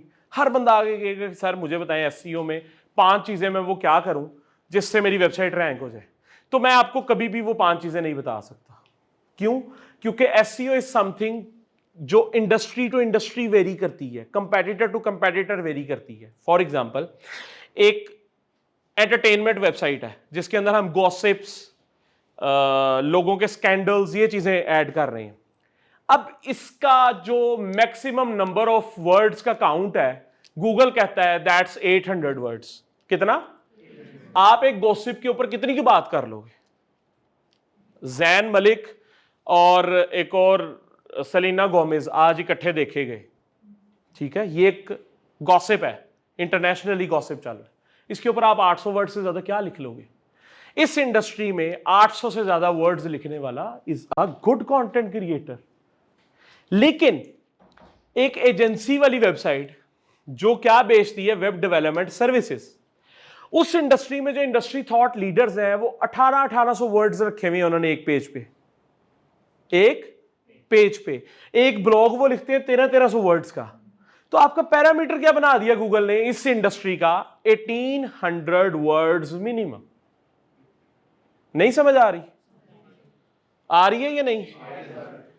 सो अल्टीमेटली हर इंडस्ट्री के लिए बिल्कुल डिफरेंट अप्रोच चलती है। कोई भी एक स्ट्रेटेजी, कोई भी, मैं फॉर एग्जांपल इसके अंदर एक स्ट्रेटेजी बनाई हुई है, वो आप पढ़ें और आप कहें जी कि मैंने मूवीज वाली वेबसाइट पे रेप्लिकेट करनी है, नहीं हो सकती। आपके मैंने एजेंसी वाली वेबसाइट पे, मैंने एक सेल्फ ब्रांडिंग है कासिमागा.com, उसके ऊपर इंप्लीमेंट करनी नहीं हो सकती। ठीक है, कासिमागा.com क्या है? एक ब्रांडिंग करनी है किसी एक इंडिविजुअल की। हमें कहां से स्टार्ट करना पड़ेगा? हमें सोचना पड़ेगा यार इसकी ऑडियंस कौन है, इसकी एक्सपर्टीज क्या है, इसकी एक्सपर्टीज इसको बाकियों से डिफरेंट कैसे बनाती हैं, इसकी वेबसाइट का स्ट्रक्चर कैसा होगा, इसकी वेबसाइट के अंदर क्या स्ट्रक्चर में हम लोग रख सकते हैं। फॉर एग्जांपल, मैं किताब लिखता हूं, मेरे तो बुक्स भी आ सकती हैं, मेरे ई बुक्स भी आ सकती हैं।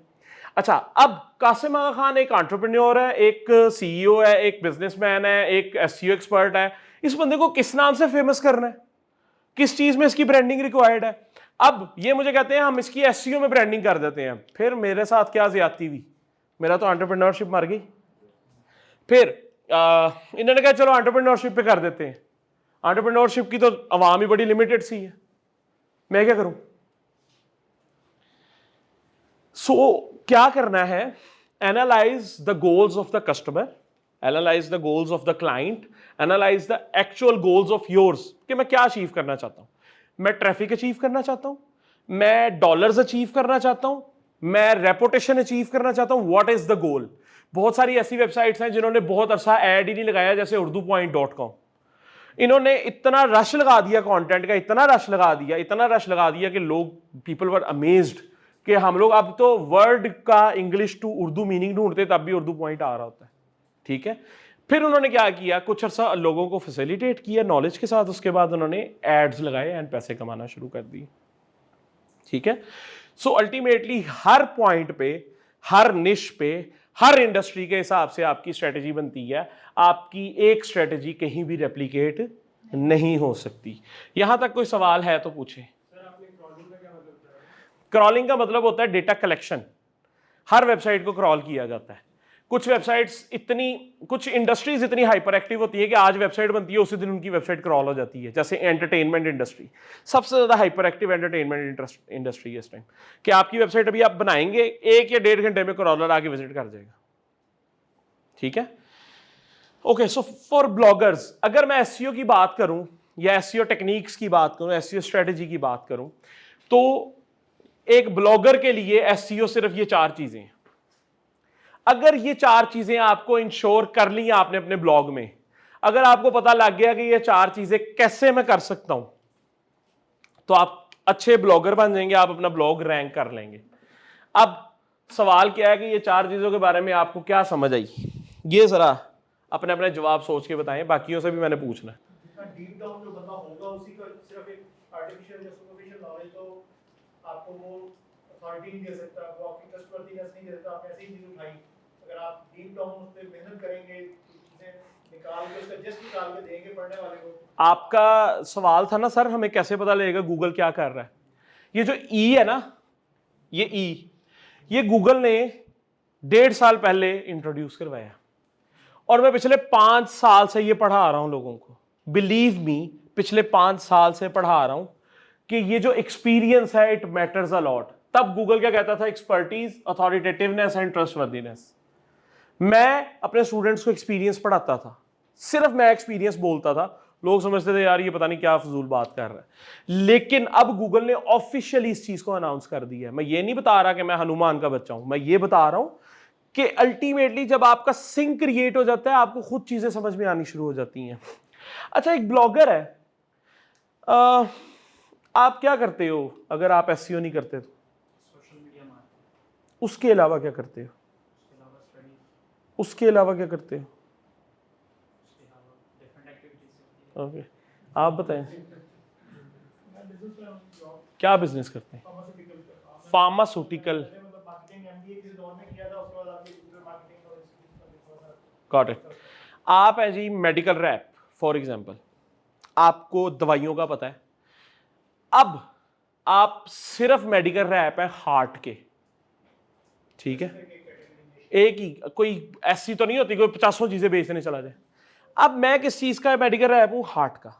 इन्होंने जब स्टार्ट किया तो दिल के डॉक्टर के पास गए, उसको कहा यार ये हमने दवाई बनाई है, ये ले लो।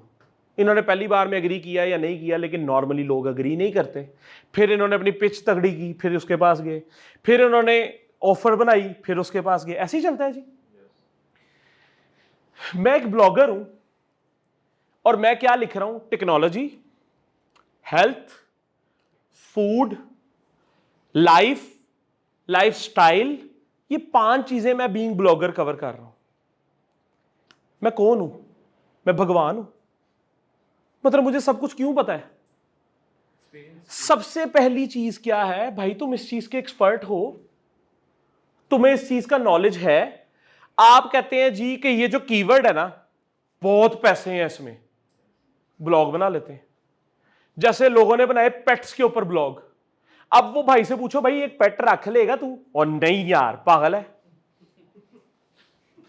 अब इनमें से किसी को पेट रखने का शौक है और ये पेट को रखते हैं ना, जैसे मेरे मैनेजर हैं कंपनी के, अमीर हमजा,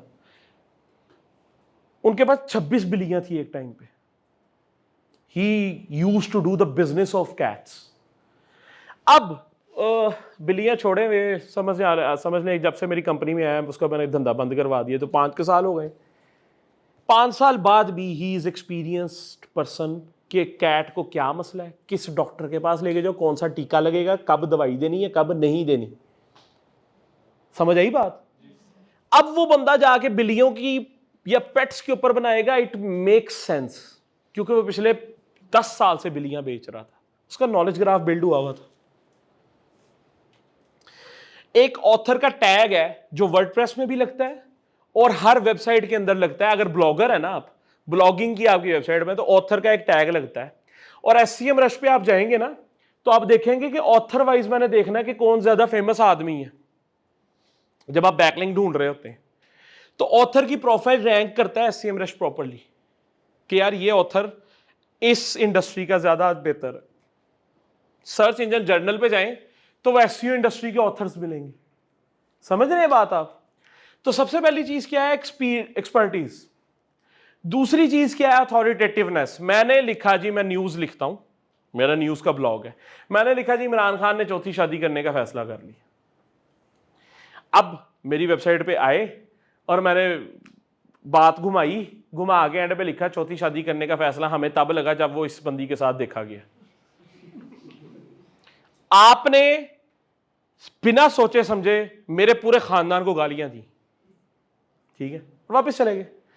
क्या हुआ कि मैं अथॉरिटेटिव नहीं हूं, मैं न्यूज एंकर नहीं हूं, मैं किसी न्यूज इंडस्ट्री से बिलोंग नहीं करता, मैं न्यूज वेबसाइट बना के क्या करूं? कहते नहीं है कि यार तुमने मेडिकल स्टोर बनाना तो एक डॉक्टर रख लो, ऐसे ही कहते हैं ना। एटलीस्ट हमें पता हो गया यार तुम्हारे पीछे कोई डॉक्टर है। तो ब्लॉगिंग भी आज वही बन गई है कि तुम्हारे पीछे को बंदे का पुत्र होना चाहिए जिसने उस इंडस्ट्री में टाइम गुजारा है। सिर्फ आप उसको एज एन ऑथर उसके नाम से पब्लिश करना शुरू कर दो, उसकी सोशल मीडिया पे प्रोफाइल्स तगड़ी हो, उसका इन्फ्लुएंस उस इंडस्ट्री का तगड़ा हो, बिलीव मी आपको 1 हफ्ता लगेगा ब्लॉग रैंक करने में। SEO sorted. Trustworthiness, it's again sorted कि भाई एक बंदा ट्रस्टवर्दी है या नहीं है। इसकी ये कहता है यार ये दवाई खाओ और दवाई खा के नीचे कमेंट आते हैं बेड़ा गर्क हो तेरा, तो फिर उसका क्या फायदा? ठीक है, तो ट्रस्टवर्दी नहीं है। एंड एक्सपीरियंस, वो पिछले 10 साल से इस इंडस्ट्री में है, 15 साल से है, 20 साल से है, 25 साल से है। अगर मैं आपको आगे कहता यार मैं 3 साल से SEO कर रहा हूं और अब मैं 12 साल से SEO कर रहा हूं, हेल ऑफ डिफरेंस। आपका अपना जो सुनने का अंदाज है वो बदल जाएगा। हाई साहब 2 साल से कर रहे हैं, तो तौसीफ साहब इनको कहूं आ जाए। आप कहेंगे कि सर पता नहीं वो आपसे मेरे से बेहतर पढ़ाते हो, लेकिन सर हमने आपसे ही सीखना है क्योंकि आपका तजर्बा ज्यादा है। That is what bloggers should do. मैंने आपके लिए ये सॉर्ट किया है कि SEO अगर ब्लॉगर्स ने करनी है तो उनके लिए ये 4 चीजें इंश्योर कर लें। आपके लिए SEO इससे ज्यादा मुश्किल, इससे ज्यादा डिफरेंट नहीं है। यहां तक कोई सवाल? कोई नया ब्लॉगर है तो उसके लिए तो वो एक्सपर्टीज और एक्सपीरियंस नहीं है। तो पुत्र ठीक है, मान लिया, लेकिन अपनी निश से रिलेटेड कुछ, फिर अपनी सोशल मीडिया प्रोफाइल्स पे कुछ जरा इज्जत बनाएं अपनी, थोड़ा सा वहाँ इन्फ्लुएंस क्रिएट करें और थोड़ा सा वो जो वर्ड है ना ठंडी करके खाना, थोड़ा सा सुकून लाएं। आज रैंक करेंगे और परसों रैंक हो जाएगा, आज शुरू करेंगे तो नहीं होगा। 1 साल में अपने आप को सोशली भी एम्पावर करें, अपने SEO भी बेहतर करें, 1 साल बाद आप रैंक हो जाएंगे। और किस बात? लेकिन आजकल के ज़्यादातर ब्लॉगर्स यही चाहते हैं कि हमारी वेबसाइट पे ज़्यादा से ज़्यादा ट्रैफिक आए। जी, जैसे कि मैं स्टूडेंट हूँ और मैं एक्सपर्ट हूँ कि मैं फार्म डायनेमिक्स में ये फार्म बिल्ड करना है एग्रीकल्चर के रिलेटेड या फूड साइंस के रिलेटेड, देखिए इसकी ऑडियंस बहुत कम है। तो मैं अपनी उस पे जाता हूँ, वो जो रैंक करी चीज़ें जैसे कि क्रिप्टो हो गई या इस चीज़ों पर मैं लिखता हूँ ब्लॉग्स ताकि ट्रैफिक आए, लेकिन उसको मैं छोड़ता हूँ क्योंकि उसकी ऑडियंस नहीं है। ये काफ़ी इशू आता है कि एक ब्लॉगर के लिए कि वो ट्रैफिक तो लाना चाह रहा है लेकिन उसका काम ही ऐसा है कि वहाँ पे उसके पास ऑडियंस नहीं है। आपको पता है ऑडियंस है फॉर एग्जांपल 40, एक महीने में 40 लोग एक चीज़ को सर्च करते हैं, सिर्फ 40 लोग। उसका CPC कितना है? आपको एक ऐड के क्लिक पे कितना मिलेगा? फॉर एग्जांपल अगर फार्मिंग है ना तो उस पे $6 है, गूगल कीवर्ड प्लानर पे बता रहा होता है कि $6, लेकिन उसकी ऑडियंस कितनी? 1000 होती है। तो 1000 ले आओ, $6000 थोड़ा आपके लिए। पॉइंट इज कि मैं वेब डेवलपमेंट भी बेचता हूँ, सॉफ्टवेयर डेवलपमेंट भी बेचता हूँ, मैं ग्राफिक डिज़ाइनिंग भी बेचता हूँ, मैं कंटेंट भी बेचता हूँ, लेकिन मैं ये चारों चीज़ें नहीं बेचना पसंद करता क्योंकि मैं डिजिटल मार्केटिंग एजेंसी हूँ। जिस दिन मैं डिजिटल मार्केटिंग एजेंसी के नाम से प्रोफेशनली इतना ग्रो कर जाऊंगा कि पूरी दुनिया मुझे डिजिटल मार्केटिंग एजेंसी एक ही नाम से जाने, उस दिन जाके मैं कोई एक आधी चीज़ एडिशनल ऐड ऑन के तौर पे बेचना शुरू कर दूँ। हमारे यहाँ सबसे बड़ा मसला ये है कि यार ज़्यादा के चक्कर में थोड़े से भी जाते हैं। थोड़ा सा तो ले लो पहले, जब आपको एक्सपीरियंस हो जाए ब्लॉगिंग का, आपने अपनी एक्सपर्टीज़ के अंदर ब्लॉग रैंक कर लिया, तो फिर इधर उधर की जगह भी आप जा सकते हो। अभी तो आपको पता ही नहीं है रैंकिंग कैसे लेनी। अपने आप जिस चीज़ के चीते हो उसमें आप रैंकिंग नहीं ले सके, it means blogging is not for you. अगर आप इस चीज़ के चीते हो और आपने उसमें रैंकिंग ले ली, it means you can be a blogger, बस आपको थोड़ा सा एक्सपीरियंस की ज़रूरत है। ठीक है, कोई और सवाल? सर जैसे कुछ लोग, जैसे मैंने सर कंटेंट राइटिंग की जॉब की थी, मैंने 3 मंथ्स की थी, तो वो मुझे ऐसे आर्टिकल लिखवाते थे जिसके बारे में मुझे पता ही नहीं होता था। सर उसके लिए तो बड़ा टेक्निकल, जैसे अगर आप अपनी वेबसाइट बनाते उस पर तो वाकई आपने बहुत अच्छी बात की, पर अपना एक्सपर्टी लेवल देखें, आपके पास अपना प्रायर एक्सपीरियंस देखें, फिर आप उसके वाकई वो चीज़ें ज़्यादा अच्छी तरीके से अंडरस्टैंड भी कर सकते हैं। आपको ये भी पता न्यू ट्रेंड्स को मैंने किस तरह अपने ब्लॉग के अंदर फॉलो अप करवाना है। तो सर लेकिन जैसे नई जगह बिल्कुल सर, वो जैसे मैंने सर क्रिप्टो करेंसी को मुझे नहीं पता, उन्होंने मुझसे बोले लिखवाया, बैंकिंग सिस्टम के बारे में लिखवाया। तो सर ये थोड़ा सा बताइए कि ब्लॉगर किस तरह की चीज़ों का है। देखिए, एक जो ब्लॉगर है ना, जो आपसे लिखवा रहा था, अगर उसका क्रिप्टो का बैकग्राउंड है और वो आपसे लिखवा के पब्लिश कर रहा है, तो उसको इज्जत फिर भी मिल जानी। नहीं समझ आई कि वो क्रिप्टो का एक्सपर्ट है, वो ब्लॉकचेन में, क्रिप्टो में सालों से काम कर रहा है, उसने आपको एज अ हेल्पिंग हैंड रखा है कि मुझे कंटेंट लिख के दो। अगर उसके नाम से जा रहा है तो वो अपने लिए अच्छा कर रहा है। अगर वो एक्सपर्ट नहीं है और वो जस्ट एक ब्लॉग को रैंक करने के लिए कर रहा है, तो उसका ब्लॉग कभी भी रैंक नहीं हुआ होगा और आपको इसी वजह से जॉब से निकाला होगा कि तुम्हारा लिखा हुआ कंटेंट रैंक नहीं होता। नहीं चले, नॉर्मली प्रैक्टिस यही होती है ना कि तुम्हारा लिखा हुआ रैंक नहीं हो रहा तो तुम भाई काम नहीं सही कर रही। ठीक है, हालांकि अपनी स्ट्रेटेजी में मसला है कि भाई मैं एक्सपर्ट हूं ही नहीं तो मैं ब्लॉकचेन पे क्यों लिखूं। मुझे हजारों लोग कहते हैं ई कॉमर्स शुरू कर दें, मैं कहूँ यार भाई मैं क्यों शुरू करूं, मेरा काम ही नहीं है ई कॉमर्स। हमें ग्लिटरिंग चीज जहां नजर आती है हम उसके पीछे भागना शुरू कर देते हैं। क्रिप्टो पे आजकल बहुत अच्छा सीपीसी है, वो लिखना शुरू कर दो।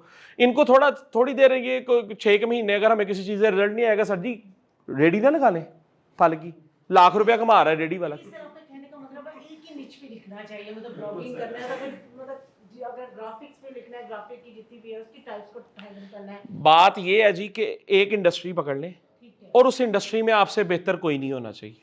जिस दिन आप ये इंश्योर कर लेंगी ना, तो मैं ये किताब लिखने के काबिल तब हुआ हूं क्योंकि मैं इस इंडस्ट्री के अंदर इतना घुसा हूं कि मुझे पता है इस इंडस्ट्री में क्या चल रहा है। वरना मैं किताब ना लिखता, मैं लोगों से डांट खाने के लिए, गालियां खाने के लिए नहीं लिखी। मुझे इस किताब पे इतना कॉन्फिडेंस है, बिलीव मी। एचरेफ्स ने एक किताब भेजी है मेरे दोस्त को, उसने लिखा है हाउ सर्च इंजन वर्क, इसके अंदर भी लिखा हुआ है हाउ सर्च इंजन वर्क्स। ठीक है, सिर्फ फर्क क्या है, मैंने थोड़ा जरा सस्ती प्रिंटिंग करवाई है, उन्होंने जरा महंगी प्रिंटिंग करवाई है, उनके जरा ग्राफिक्स अच्छे हैं, मेरे जरा ग्राफिक्स हल्के हैं। सो अल्टीमेटली आपको उस चीज के एक्सपर्ट होना पड़ेगा। When you are expert of something, तो आपके लिए रैंकिंग लेना मसला नहीं है, रिजल्ट लाना मसला नहीं। अच्छा जी, ये एसईओ हो गई ब्लॉगर्स के लिए। एसईओ एजेंसी के लिए क्या है, जो मैंने बड़े आसान लफ्जों में बता दिया, यूजर एक्सपीरियंस। जो एजेंसी का यूजर है ना, वो बहुत मैच्योर होता है। एजेंसी में किसे बोल रहा हूं, कंपनी का, software development company, graphic designing company, SEO company, इनका यूजर बहुत मैच्योर होता है। उनको क्या करना चाहिए, उनको सिर्फ यूजर एक्सपीरियंस को बेहतर करना चाहिए। अब यूजर एक्सपीरियंस को बेहतर करने के लिए आपके लिए लिंक्स, इंटरनल लिंकिंग होती है, इमेजरी होती है, वीडियो होती है, कंटेंट की एक्सप्लेनेशन होती है, टेबल ऑफ कंटेंट होता है अगर आपका लेंथी कंटेंट है। ये सारी चीजें अगर आपका एक्सपीरियंस बेहतर करनी है सो इट्स फाइन। अब फॉर एग्जांपल यूजर एक्सपीरियंस में आप मेरी वेबसाइट पे आया और आपने देखा कि आप पाकिस्तान से आए हैं और मेरी वेबसाइट पे प्राइसिंग दी हुई है डॉलर्स में, फाइन। मैं आपका यूजर एक्सपीरियंस बेहतर करूं कि मैं नीचे आपको एक छोटा सा मैसेज दूं, you are appearing from another region where the dollar is not the currency, for the conversion use the calculator. 7 calculator दे दूं साइड बार में, क्या यूजर रह नहीं जाएगा उस वेबसाइट पे? यूजर का दिल नहीं करेगा उस वेबसाइट को छोड़ने। यूजर यहीं से कहेगा कि यार मैंने इनको कॉन्ट्रैक्ट दे देना कि यार इन्होंने मेरा दिल जीत लिया। सो अल्टीमेटली हमें जहां यूजर अपना समझ में आ गया ना, हमें समझ में आ गया कि इस बंदे को चाहिए क्या, इसकी डिमांड क्या है, उस दिन वो बंदा आपकी वेबसाइट से आगे वापस नहीं जाएगा। That is the simplest thing, that is what you need to ensure. जिसको नींद आ रही है वो बताए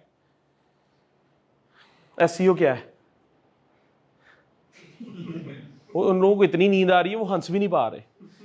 भाई नींद आ रही है, पक्की बात है, थके हुए हो, रात सो सके थे प्रॉपर। अच्छा जी, यहां तक कोई सवाल है तो पूछें। कोई सवाल है या नहीं? जी आपने मुझे पानी वाली बात बताई थी कि 3 मुल्क रकबा जो है क्या थे समझ में? वो इतनी देर बाद, मैं वेट कर रही थी। अच्छा बताने का मकसद ये है कि पाकिस्तान का जितना रकबा है उस रकबे के मुताबिक कंप्यूटर्स उससे 3 गुना ज्यादा तादाद में कंप्यूटर समुंदर के अंदर रखे हुए हैं। गूगल वालों ने, गूगल, ठीक है, गूगल वालों ने। बिल गेट्स किसने कहा? भाई अपना नॉलेज ग्राफ सही करो जी। अच्छा सर, मेरी जो एक्सपर्टीज है या जो मैं चीज़ें करना चाह रहा हूँ वो सोशल मीडिया में, फाइन। अगर मैं पर्सनल ब्रांडिंग की निश पकड़ता हूँ तो मैं सिर्फ पर्सनल ब्रांडिंग के ऊपर फोकस रखूँगा थ्रू सोशल मीडिया। क्या मुझे अपनी वेबसाइट या वेबसाइट के रिलेटेड नॉलेज लेना चाहिए? क्योंकि पर्सनल ब्रांडिंग मेरा तो फोकस है मैं सोशल मीडिया पे, लेकिन क्या मुझे वेबसाइट वगैरह की तरफ आना चाहिए? फाइन। कासिम अली शाह साहब ब्रांड है तो उनकी वेबसाइट है? नहीं है। कासिम अली शाह साहब के कुछ 3-4 पेजेस हैं, उनका एक पर्सनल अकाउंट भी है। एक बंदा जो सोशल मीडिया में पर्सनल ब्रांडिंग की बात कर रहा है उसका वेबसाइट ही नहीं है, मैं उसको ऑथेंटिक कैसे मानूं? उसका मैं लिखता हूं तो उसके बारे में लोग बात नहीं कर रहे, मैं उसे ऑथेंटिक कैसे मानूं? वो सिर्फ फेसबुक पे है, वो लिंक्डइन पे नहीं है, मैं उसे ऑथेंटिक कैसे मानूं? वो ट्विटर पे है ही नहीं, मैं उसे ऑथेंटिक कैसे मानूं? पूरी दुनिया, मैंने लास्ट टाइम एक रील अपलोड की थी कि हमारा जब ये फाइवर और अपवर्क का इशू है, ये इमरान खान को जब गिरफ्तार किया है, तो इशू क्या था? हम लोग बैठ गए, हमारा बिजनेस खत्म हो गया, ना फाइवर चल रहा है ना अपवर्क चल रहा है। लेकिन जिन लोगों की पूरी इंटरनेट पे ऑप्टिमाइजेशन थी, लिंक्डइन के थ्रू ऑर्डर्स आ रहे थे, ट्विटर के थ्रू ऑर्डर्स आ रहे थे, फेसबुक के थ्रू ऑर्डर्स आ रहे थे, बंद रहे भाई। वेबसाइट के थ्रू ऑर्डर्स आ रहे थे, ईमेल आउटरीचिंग के थ्रू ऑर्डर्स आ रहे थे, उनको फर्क नहीं पड़ा। मीन्स टू से कि आपकी पूरी दुनिया जो है वो इंटरनेट होना चाहिए, आपकी पूरी दुनिया सिर्फ फेसबुक नहीं होना चाहिए, आपकी पूरी दुनिया स्पेसिफिक कोई चीज़ नहीं हो सकती। जब आप पूरी दुनिया उसको बना लेंगे तो आप खुद के साथ ज्यादती कर रहे हैं। एक टाइम पे जाके यूट्यूब बैन हुआ तो यूट्यूबर्स का क्या रह गया था? तो फेसबुक जब बैन हो जाएगा तो क्या करोगे? सो you can not rely on one thing. अपने आप को ब्रांड ऐसे करें जैसे आप हर जगह पे आप जाने जाए, फिर आप पर्सनल ब्रांडिंग बेचेंगे तो लोग खरीदेंगे भी। कोई और सवाल? जी। बड़ी सहूलत हो गई है बहुत सारी चीज़ों में, सर्च में ये चैट जीपीटी और अपार्ट भी हो गया है, तो इनको हम अपनी हेल्प के लिए कैसे यूज़ कर सकते हैं? जैसे कुछ लोग तो बताते हैं कि जिनकी मदद से आप जो है वेबसाइट भी बस पहले आइडिया इसी पे सर्च करें, फिर उसी पे उनसे ब्लॉग लिखवाएं, उसके बाद उसको फैक्टर्स देख के तो बस करते हैं और इस तरह से शुरू हो जाएगा, तो फिर तो कहानी इतनी आसान लगती है। लेकिन हम इनको, मेरा तो ये अंडरस्टैंडिंग है कि ऐसे नहीं होगा, इनको यूज़ के लिए हेल्पफुल है। How can we use them? अभी तक जितने भी ये टूल्स है ना, ये सब बीटा वर्जन में चल रहे हैं, कोई भी प्रॉपरली लॉन्च्ड नहीं है। अच्छा, बीटा वर्जन में जब चल रहे हैं ना, तो बीटा वर्जन का मतलब पता क्या होता है? क्या? टेस्टिंग। मीन्स टू से घटिया क्वालिटी। घटिया क्वालिटी किसके लिए होती है? मैं आपको बड़ी हार्श रियलिटी बता रहा हूँ, स्टूडेंट तबके के लिए। जितना डेटा कलेक्शन स्टूडेंट करवाता है वो कोई नहीं करवाता। ये जितनी इन्होंने लॉन्चिंग की है ये सारी डेटा कलेक्शन के लिए है, ठीक है?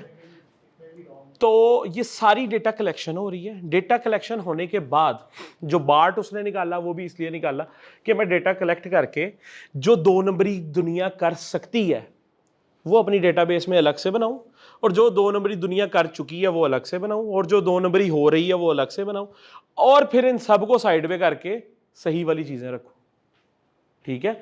तो आप देखें ना, मैं कहता हूं वेबसाइट में एक फॉर्म बन गया, आप वर्डप्रेस पे एक बटन क्लिक करते हैं, थीम इंस्टॉल होता है, वेबसाइट लाइव हो जाती है। आपने तो कुछ नहीं किया। गूगल कहता है कि 78% प्लस वेबसाइट्स वर्डप्रेस पे हैं। 78% प्लस वेबसाइट्स में मसला क्या है कि इनमें से तकरीबन 68% के करीब लोग थीम, एक इंडस्ट्री में सेम थीम यूज कर रहे होते, गूगल ने रैंकिंग देनी बंद कर दी। यकीन माने ब्लॉगिंग की दुनिया का एक थीम आया था, वो अजाब जान का बन गया न्यूज़पेपर थीम वर्डप्रेस का। आज भी लिखेंगे ना ब्लॉग थीम तो न्यूज़पेपर थीम सबसे ऊपर आएगा। उसकी 28,000 प्लस सेल्स है कोड कैनियन पे। 28,000 का मतलब पता क्या है कि मैंने जब लिया था तो 85 लोगों को तो मैंने ही दिया था वो थीम, और मेरी अपनी वेबसाइट पे को 30-32 वेबसाइट्स पे चल रहा था, तो वो 85 लोगों ने 3-3 वेबसाइट पे भी नहीं चलाया होगा, और वो 28,000 लोगों ने कम से कम को 50, मेरे हिसाब से कम को 50-60 लाख वेबसाइट वो थीम चल रहा था। पागलपन था उस थीम का। गूगल ने उस थीम को रैंकिंग देनी छोड़ दी। क्या? वो कोड सेम था पीछे से।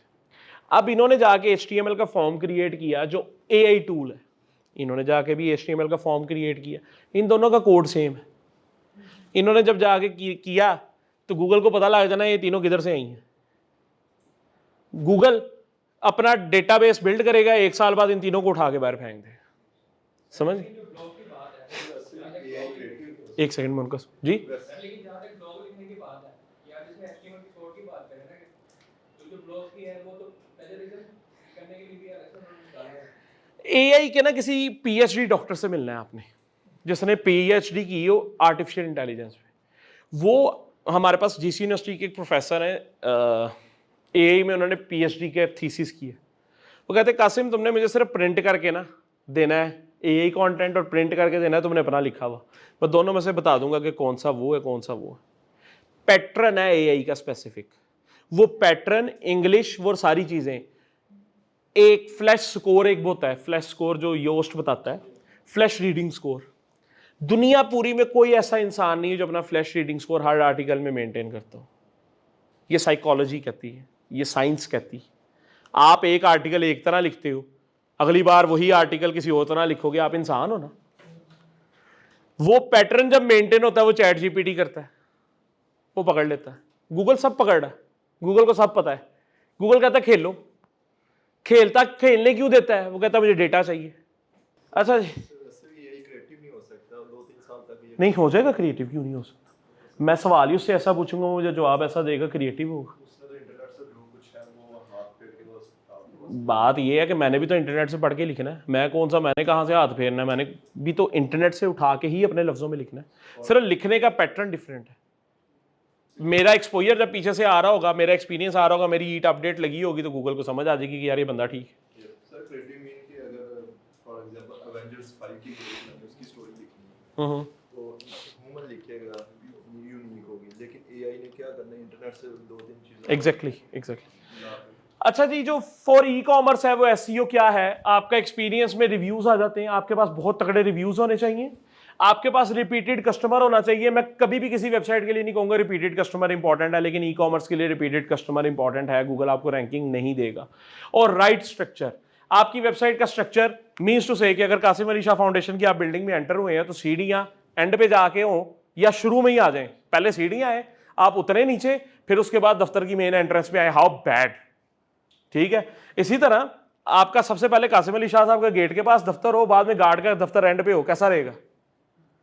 वेबसाइट का स्ट्रक्चर आपका इतना ज्यादा इंपॉर्टेंट है कि गूगल कहता है कि अगर मेरा यूजर आसानी से नेविगेट कर सकता है ना तो कमाल के तुम्हें मैं रैंकिंग दूंगा। तो जो ई कॉमर्स वेबसाइट में सबसे ज्यादा नेग्लिजेंसी नोट की जाती है वो उनके स्ट्रक्चर में नोट की जाती है, which should not be there. तो एसईओ ई कॉमर्स वालों के लिए ये 3 चीजें हैं। हाँ अवैध साहब, ये आपके लिए स्पेशल स्लाइड डाली थी कि of page SEO is something जहां पे आपको कभी कभी किसी को फोन करना पड़ता है। रिलेशंस वहां चाहिए जब फोन करना पड़ता है। Back linking is just like relations, मुझे शायद फोन करना पड़े। आपने टेक्निकल एसईओ कर ली, ऑन पेज एसईओ कर ली, आपकी वेबसाइट रैंक हो जाएगी। फिर ऑफ पेज एसईओ कहां चाहिए? उसको सपोर्ट देने के लिए कि कोई इधर उधर से बंदा आके उसको छेड़े ना, कोई और आगे उसकी रिजल्ट की पोजीशन ना ले ले। समझ आइए? तो of page SEO is least important in SEO, लेकिन हमारा यहां का कल्चर कहता है of page SEO is everything. तो ये इससे बच के रहें। अगर सर्फ्स को जीतना है, पोजीशन लेनी है सर्फ्स पे, तो ये वो चीजें हैं जो करनी है। अगर मैंने एक वेबसाइट को रैंक करना है तो सबसे पहले उसको ऑडिट करें, उसको देखें कि उसके अंदर क्या खामी है, क्या मिस्टेक्स हैं, क्या एरर्स हैं। हम लोग एरर्स भी देखते हैं, 404 एरर्स, 301 एरर्स, ये सारी चीजें देखनी पड़ती हैं। फिर कीवर्ड रिसर्च करें, कंपेटिटर्स एनालिसिस करें, साइलो स्ट्रक्चर मींस टू से कि पूरा हिरार्किकल स्ट्रक्चर इंप्लीमेंट करें वेबसाइट की नेविगेशन पे, कंटेंट क्रिएट करें, साइट मैप बनाएं, कैनोनिकल बनाएं, वेबमास्टर्स टूल की एरर्स ट्रैकिंग करें, और R4R SEO, this is my term जो इस किताब में आपको मिलेगी। R4R SEO का मतलब ये है कि रिजल्ट्स फॉर रिजल्ट्स। हमारी सबसे बड़ी मिस्टेक ये होती है कि आप वेब मास्टर्स टूल और एनालिटिक्स को देखते ही नहीं है। आप वेब मास्टर्स टूल्स और एनालिटिक्स को जब देखते हैं तो आपको पता लगता है मेरी कितने उम्र के लोग मेरे वेबसाइट से इंटरेक्ट करते हैं, डेस्कटॉप के यूजर कितने करते हैं, और किस किस टाइम पे आते हैं और क्या करते हैं। आप अपनी पूरी वेबसाइट को उसके हिसाब से ऑप्टिमाइज करें, बिलीव मी आपके 100% रिजल्ट्स बढ़ जाएंगे। वेब मास्टर्स टूल पे मैं तौसीफ साहब को अक्सर बताता हूं कि एक कीवर्ड है 3 दिन के लिए आता है, वेब मास्टर्स टूल से चला जाता है। क्या? एक कीवर्ड आया जिसमें मेरी 74th पोजीशन थी, मैंने 3 दिन देखा ही नहीं वेब मास्टर्स टूल, वो 74th पोजीशन से उठ के चला गया, गायब हो गया, पीछे चला गया, नॉट एप्लीकेबल में चला गया। वेब मास्टर्स ने दिखाना बंद कर दिया, मैंने एक अपॉर्चुनिटी का दरवाजा बंद कर लिया। अगर मैं उस कीवर्ड को देखता 74th पोजीशन से लेके मैं उसको ऑप्टिमाइज करके 55th पे भी ले आता, मेरी पोजीशन तो स्टेबल रहती। तो R4 SEO पे ध्यान देना जरूरी है। कोई सवाल यहां तक है तो बचा के रखें, सेशन एंड पे सवालात ही करने हैं। लेकिन ये मैंने आपको बताया पूरे तरीके A to Z। अगर आपने फिर आसान लफ्जों में पूछना है सर जी एक लफ्ज बता दें, एक लाइन बता दें जिसमें मैंने अपनी SEO में रैंकिंग लेनी है, वो क्या है? Keep an I on your competitor. जब आपको पता लग जाएगा आपका कंपेटिटर क्या कर रहा है, आप उससे एक कदम आगे चले जाएंगे। मैं खान साहब को कहूं कि यार जाओ यार बिग शो के साथ तुम्हारी कुश्ती है, बिग शो के साथ कुश्ती कर लेंगे? रे मिस्टीरियो के साथ, रे मिस्टीरियो के साथ तो कर लो, छोटा सा है। कंपेटिटर मेरा बिग शो है तो मैं तैयारी भी तो वैसे ही करूंगा ना। मेरा कंपेटिटर रे मिस्टीरियो है तो मैं जरा जिनजान वाला हूं, मुझे जरूरत नहीं, चलो मार ही पड़ जाएगी ना, लेकिन कुछ एक आधी मार भी दूंगा। कंपेटिटर पे नजर रखना सबसे बेहतरीन ट्रिक है, सबसे बेहतरीन टेक्निक है SEO की। हाँ, for give away I need answer to the following questions. बताएं जी, any parameter that is consistent in SEO। जो बंदा जवाब देगा उसका हाथ खड़ा, ये किताब के लिए सवाल है।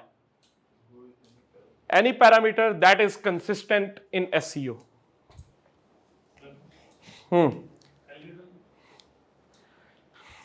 आपने बताया? आप बताएं जी। हमेशा से रैंकिंग है ना, वो कीवर्ड, अगर आप कीवर्ड के ऊपर गेम रखेंगे अपनी सीधी उसको सर्च को गेम में रख के चलेंगे, कीवर्ड जी subject matter expert. Okay, sir on page और ऑफ पेज। अब इसने क्या जवाब दिया? Subject matter content. लग रहा है कि आप थोड़ा सा पास हो। और कोई किसी ने जवाब देना है या अगले सवाल पे चलें? Why Google updates bother SEO process? आप लोगों ने कुछ नहीं सुना? डाटा कलेक्शन के लिए नो, हाथ खड़ा करके जवाब देना। और किसी के पास जवाब नहीं है? अपडेट्स जो ना वो दैट कैन मेक और ब्रेक। नई अपडेट्स आती हैं उसमें जो पहले जो चल रहा है अगर वो अपडेट्स में चेंज हो गया तो SEO जो है ना उसका पैटर्न चेंज करना सर पड़ेगा। गूगल पे अपने यूजर्स को देखना होता है, कैसे यूजर सर चेंज हमेशा कंसिस्टेंट रहता है, कौन सी चेंज होता रहेगा तो वो करता रहेगा, क्योंकि इंसान आगे बढ़ता जा रहा है। जवाब आपका ठीक था, लेकिन मैं प्रूव क्या करना चाह रहा हूं? It's about the game of the words. He has chosen the right and good better words. ठीक है, कुछ करीब चले गए आप। Scan website structure effect SEO process? How? ये तो यस तो मैंने बता दिया था, बताएं। और 2 किताबें नहीं मिलनी, बताएं। हाँ जी, जितना यूजर फ्रेंडली वेबसाइट होगी उतना ही अच्छा उसके लिए गूगल को रैंक होगा। स्ट्रक्चर का नहीं, इट वाज नॉट फाइन। जैसा कि आपने बताया जो थीम होता है वो अगर हम कॉपी पेस्ट कर रहे हैं सब वो सेम ही रहेगा, तब भी रैंकिंग में सर जैसे सर उसकी टाइपोग्राफी कैसी है, उस पे स्पेस क्या है सर, उसकी वेबसाइट का कलर कैसा है, ये भी बहुत ज़्यादा काउंट करता है वेबसाइट का स्ट्रक्चर बनाने में, और उसका यूज़र एक्सपीरियंस इन चीज़ों से बेहतर होगा। किसने बोला है? नेविगेशन जितनी अच्छी होगी उतना ज़्यादा SEO साइलो स्ट्रक्चर एक टाइम यूज कीजिए केवल जितना पैटर्न उसका इजी होगा जो यूजर के लिए। आप नेविगेशन किसे बोल रहे हो? सो नेविगेशन मतलब ब्लॉग्स कहाँ पे हैं, प्राइवेसी प्लेसेस कहाँ पे है, होम कहाँ पे। Very good. How webmaster can interact with search engine? Webmaster website के मालिक को बोलते हैं। वेबमास्टर गूगल से इंटरेक्ट कैसे कर सकता है, ये वैसे मैंने बताया नहीं। हाँ, अपडेट्स के ऊपर अपडेट नो, कोई और? साइड में आप गूगल कंसोल से ऐड करना पड़ता है। Ranking factors? नो। ये भाई साहब सही जवाब दे रहे हैं, लेकिन इस सवाल पे हम लोग किताब नहीं देंगे क्योंकि ये मैंने बताया नहीं है। ये बताएं,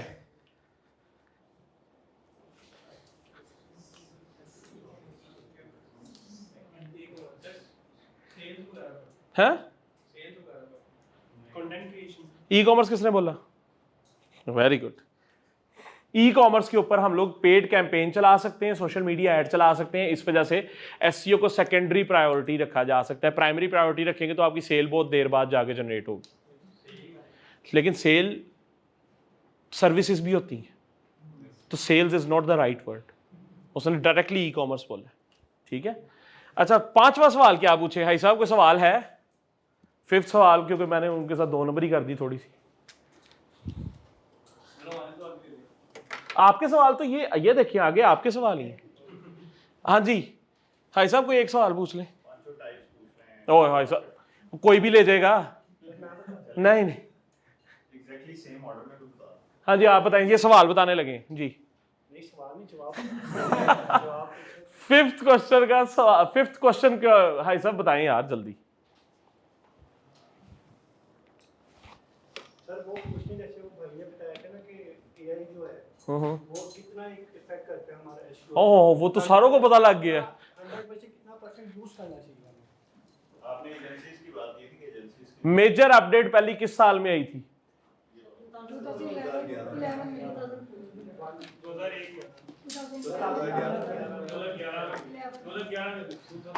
आपने सबसे पहले बोला था। हाँ जी सर आप उधर से इधर से मैंने भी बोला था। अच्छा, 2011 में सबसे पहले मेजर अपडेट आई थी जी। जी साइट मैप, आप किसी बड़े मॉल में जब जाते हैं ना, तो आप एंट्री पे, क्योंकि बहुत मल्टीपल एंट्रीज होती हैं, मल्टीपल फ्लोर्स होते हैं, आपको नहीं पता क्या होता है, तो जब आप जाते हैं वहाँ पे एंट्रेंस पे ना एक मैप लगाया होता है कि किस फ्लोर पे कौन सी शॉप है, कौन से शॉप नंबर में कौन सा ब्रांड बैठा हुआ है, ये बताया जाता है। Easy to navigate. अब 2 किस्म के साइट मैप होते हैं, एक XML होता है, एक HTML होता है। जो XML होता है वो सर्च इंजन के लिए होता है, जो HTML होता है वो यूजर के लिए होता है। HTML साइट मैप बहुत कम यूज होता है, वो इस वजह से होता है कि आपकी बहुत कॉम्प्लिकेटेड जब स्ट्रक्चर होगा वेबसाइट का, मैसिव लेवल की चीजें आप कर रहे हैं, जैसे माइक्रोसॉफ्ट, उसके हजारों काम है, तो वो फिर HTML साइट मैप बनाते हैं अपने यूजर के लिए, वरना HTML साइट मैप की इंपॉर्टेंस नहीं है। XML site map is important क्योंकि सर्च इंजन सबसे पहले आपकी वेबसाइट के रोबोट्स फाइल में जाता है, रोबोट्स के बाद साइट मैप में आता है, साइट मैप से एक URL में जाता है, उन URL के इंटरनल लिंक्स में जाता है, फिर आपकी पूरी वेबसाइट को क्रॉल करता है। अगला कोई सवाल जी? जो चीज़ें हमने पढ़ी हैं वो हमने वेबसाइट के लिए पढ़ी हैं कि ऑन पेज क्या है, सिस्टम कैसे, यही रूल्स एंड रेगुलेशन जो हम यूट्यूब पे इम्प्लीमेंट कर सकते हैं। देखें, एल्गोरिदम किसी भी चीज का जहां पे लगता है, आपने सिर्फ उसके ऑपरेशंस को समझना है, तरीका वारदात को समझना है, वो आपको समझ आ जाएगी आपने कैसे रैंक करना है। It's not a big deal. कोई और सवाल? सर एक सर देखें, आज मतलब कॉमनली आपने बहुत लंबा सफर किया होगा, आज 2 घंटे के अंदर सब कुछ कवर नहीं हो सकता, राइट। समराइज करते हैं थोड़ा सा कि आज इनका फर्स्ट टाइम था एसईओ के बारे में कुछ 2 तरह से हमें रखी, तो वो एक थोड़े से समझ बता दें कि वो आगे किस तरह से चले, सब तो मिल गए होंगे, तो क्या करें? एसईओ में कामयाबी का सिर्फ एक फॉर्मूला है, अगर आपको सर्च आ जाता है। मेरी एक कोट मैंने लिखी थी बहुत अरसा पहले, उसका मतलब कुछ ये था, मतलब कोट ये थी कि search is an art and everyone doesn't born an artist. मतलब क्या है कि सर्च करने का कला जिस बंदे को आ जाता है ना, उस बंदे को, उसके लिए एसईओ बड़ी आसान हो जाती है, क्योंकि एसईओ में आपको वेब डेवलपमेंट भी करनी पड़ती है, स्क्रिप्ट्स भी आपको लिखने पड़ते हैं। समटाइम्स आपने साइट मैप खुद बनाना है। साइट मैप के अंदर पहले 4 टैग्स यूज होते थे, अब 3 होते हैं, ठीक है। अब क्या है, आपने जब सर्च ही नहीं किया तो आपको पता नहीं लगेगा। अगर आपको सर्च का आर्ट आ गया ना, तो इसका मतलब ये है कि आप आर्टिस्ट बन जाएंगे, आप एसईओ एक्सपर्ट बन जाएंगे। तो आज से ऑनवर्ड्स अगर आप सिर्फ ये किताब पढ़ लें या आप एसईओ मतलब सर्च करना सीख लें, दोनों चीजें आपके लिए बड़ी आसान हो जाएंगी। और कोई चीज, कोई सवाल? 10 मिनट्स एसईओ, तो इसकी जब आप पहले चैप्टर में जाएंगे तो लिखा हुआ है हफ्ते में रोजाना 1 दिन 10 मिनट देने। ठीक है, और कोई सवाल?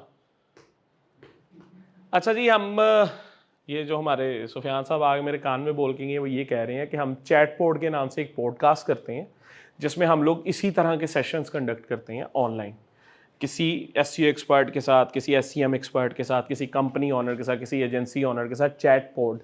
सो अल्टीमेटली अगर आपको कोई भी इस तरह का डेटा चाहिए होगा, कोई भी इंफॉर्मेशन चाहिए, so you can find it there. आपके लिए यहाँ पे 2-2 घंटे की डिस्कशन की जाती है डेडिकेटेडली स्पेसिफिक टॉपिक्स के ऊपर, ठीक है। अब कोई और सवाल है मुझसे रिलेटेड, एसईओ से रिलेटेड कोई बात बता दें जी। फेसबुक पेज, लिंक्डइन पेज या कोई भी हमारा सोशल मीडिया प्लेटफॉर्म पे हमारी कोई प्रोफाइल है, हम जनरली बात कर रहे हैं, हमारी जो मिशन वो है पर्सनल ब्रांडिंग। अगर कोई गूगल पे सर्च करे पर्सनल ब्रांडिंग और हमारा सोशल प्लेटफॉर्म पे जो पेज या प्रोफाइल है वो फर्स्ट, सेकंड, थर्ड जो है वो, देखें आ सकता है, लेकिन ज़रूरी नहीं है इसके लिए आपने नाम पर्सनल ब्रांडिंग ही लिखना है पेज का। गूगल फेसबुक भी अपने सर्च इंजन को एडवांस कर रहा है, और उस एडवांसमेंट में शायद अगर आपने अच्छी ऑप्टिमाइजेशन की या आपके लाइक्स अच्छे हैं, आप उसके नॉलेज ग्राफ में कहीं फिट बैठते हैं, तो आप ज़रूर उसमें अपेयर होते हैं, ठीक है। सिर्फ शर्त क्या है, आपने ऑप्टिमाइजेशन अच्छी की हो। आप अपनी तरफ से यूएसए का एड्रेस लगाया हुआ है, यूएसए का नंबर लगाया हुआ है, पाकिस्तान से ऑपरेट कर रहे हैं। अच्छा, ये बहुत बड़ा चैलेंज आता है। अलेक्सा रैंक एक टूल था जो बंद हो गया है, अप्रैल में बंद हुआ है शायद 2023 में। अच्छा, वो टूल क्या करता था, वो बताता था कि किस मुल्क में कौन सी रैंकिंग है, कितनी रैंकिंग है। होता क्या था, एक वेब मास्टर है, वो पाकिस्तान से ऑपरेट कर रहा है और वेबसाइट रैंक कहाँ करना चाह रहा है, यूएस में। अब जब पाकिस्तान से ऑपरेट कर रहा है तो गूगल क्या देख लेता है, वो देख लेता है यार वेब मास्टर पाकिस्तान का, तो सबसे पहले पाकिस्तान में रैंकिंग देता है, फिर यूएस में देता है, ठीक है। इसी तरह आप यूएस में अपना पेज रैंक कर रहे हो, सारी ऑप्टिमाइजेशन पाकिस्तान से कर रहे हो, तो आपको पाकिस्तान के यूजर को लाजमी नजर आओगे। समझ आ रही है चीजें? सो आपको वो हर स्टैंडर्ड को, हर पैरामीटर को ज़हन में रखना पड़ता है अगर आपने राइटली रैंक होना होता है। आपके अगर ज्यादा सवाल है तो फिर मैं स्टेज से उतर के दूंगा। और बताएं, किसी का कोई सवाल? सोए हुए लोगों का कोई सवाल? कोई सवाल नहीं, मैं पूछ लूं? इस पे पैसे देने पड़ने हैं आपको। मैंने वर्डप्रेस सीखी हुई है और एसईओ का भी थोड़ा सीखा हूं, तो मुझे कस्टम कोड है जो कोडिंग है उसकी तरफ जाना चाहिए, फिर इसी देखें, स्किल कोई भी बुरा नहीं होता, सीख लेने में हर्ज नहीं है।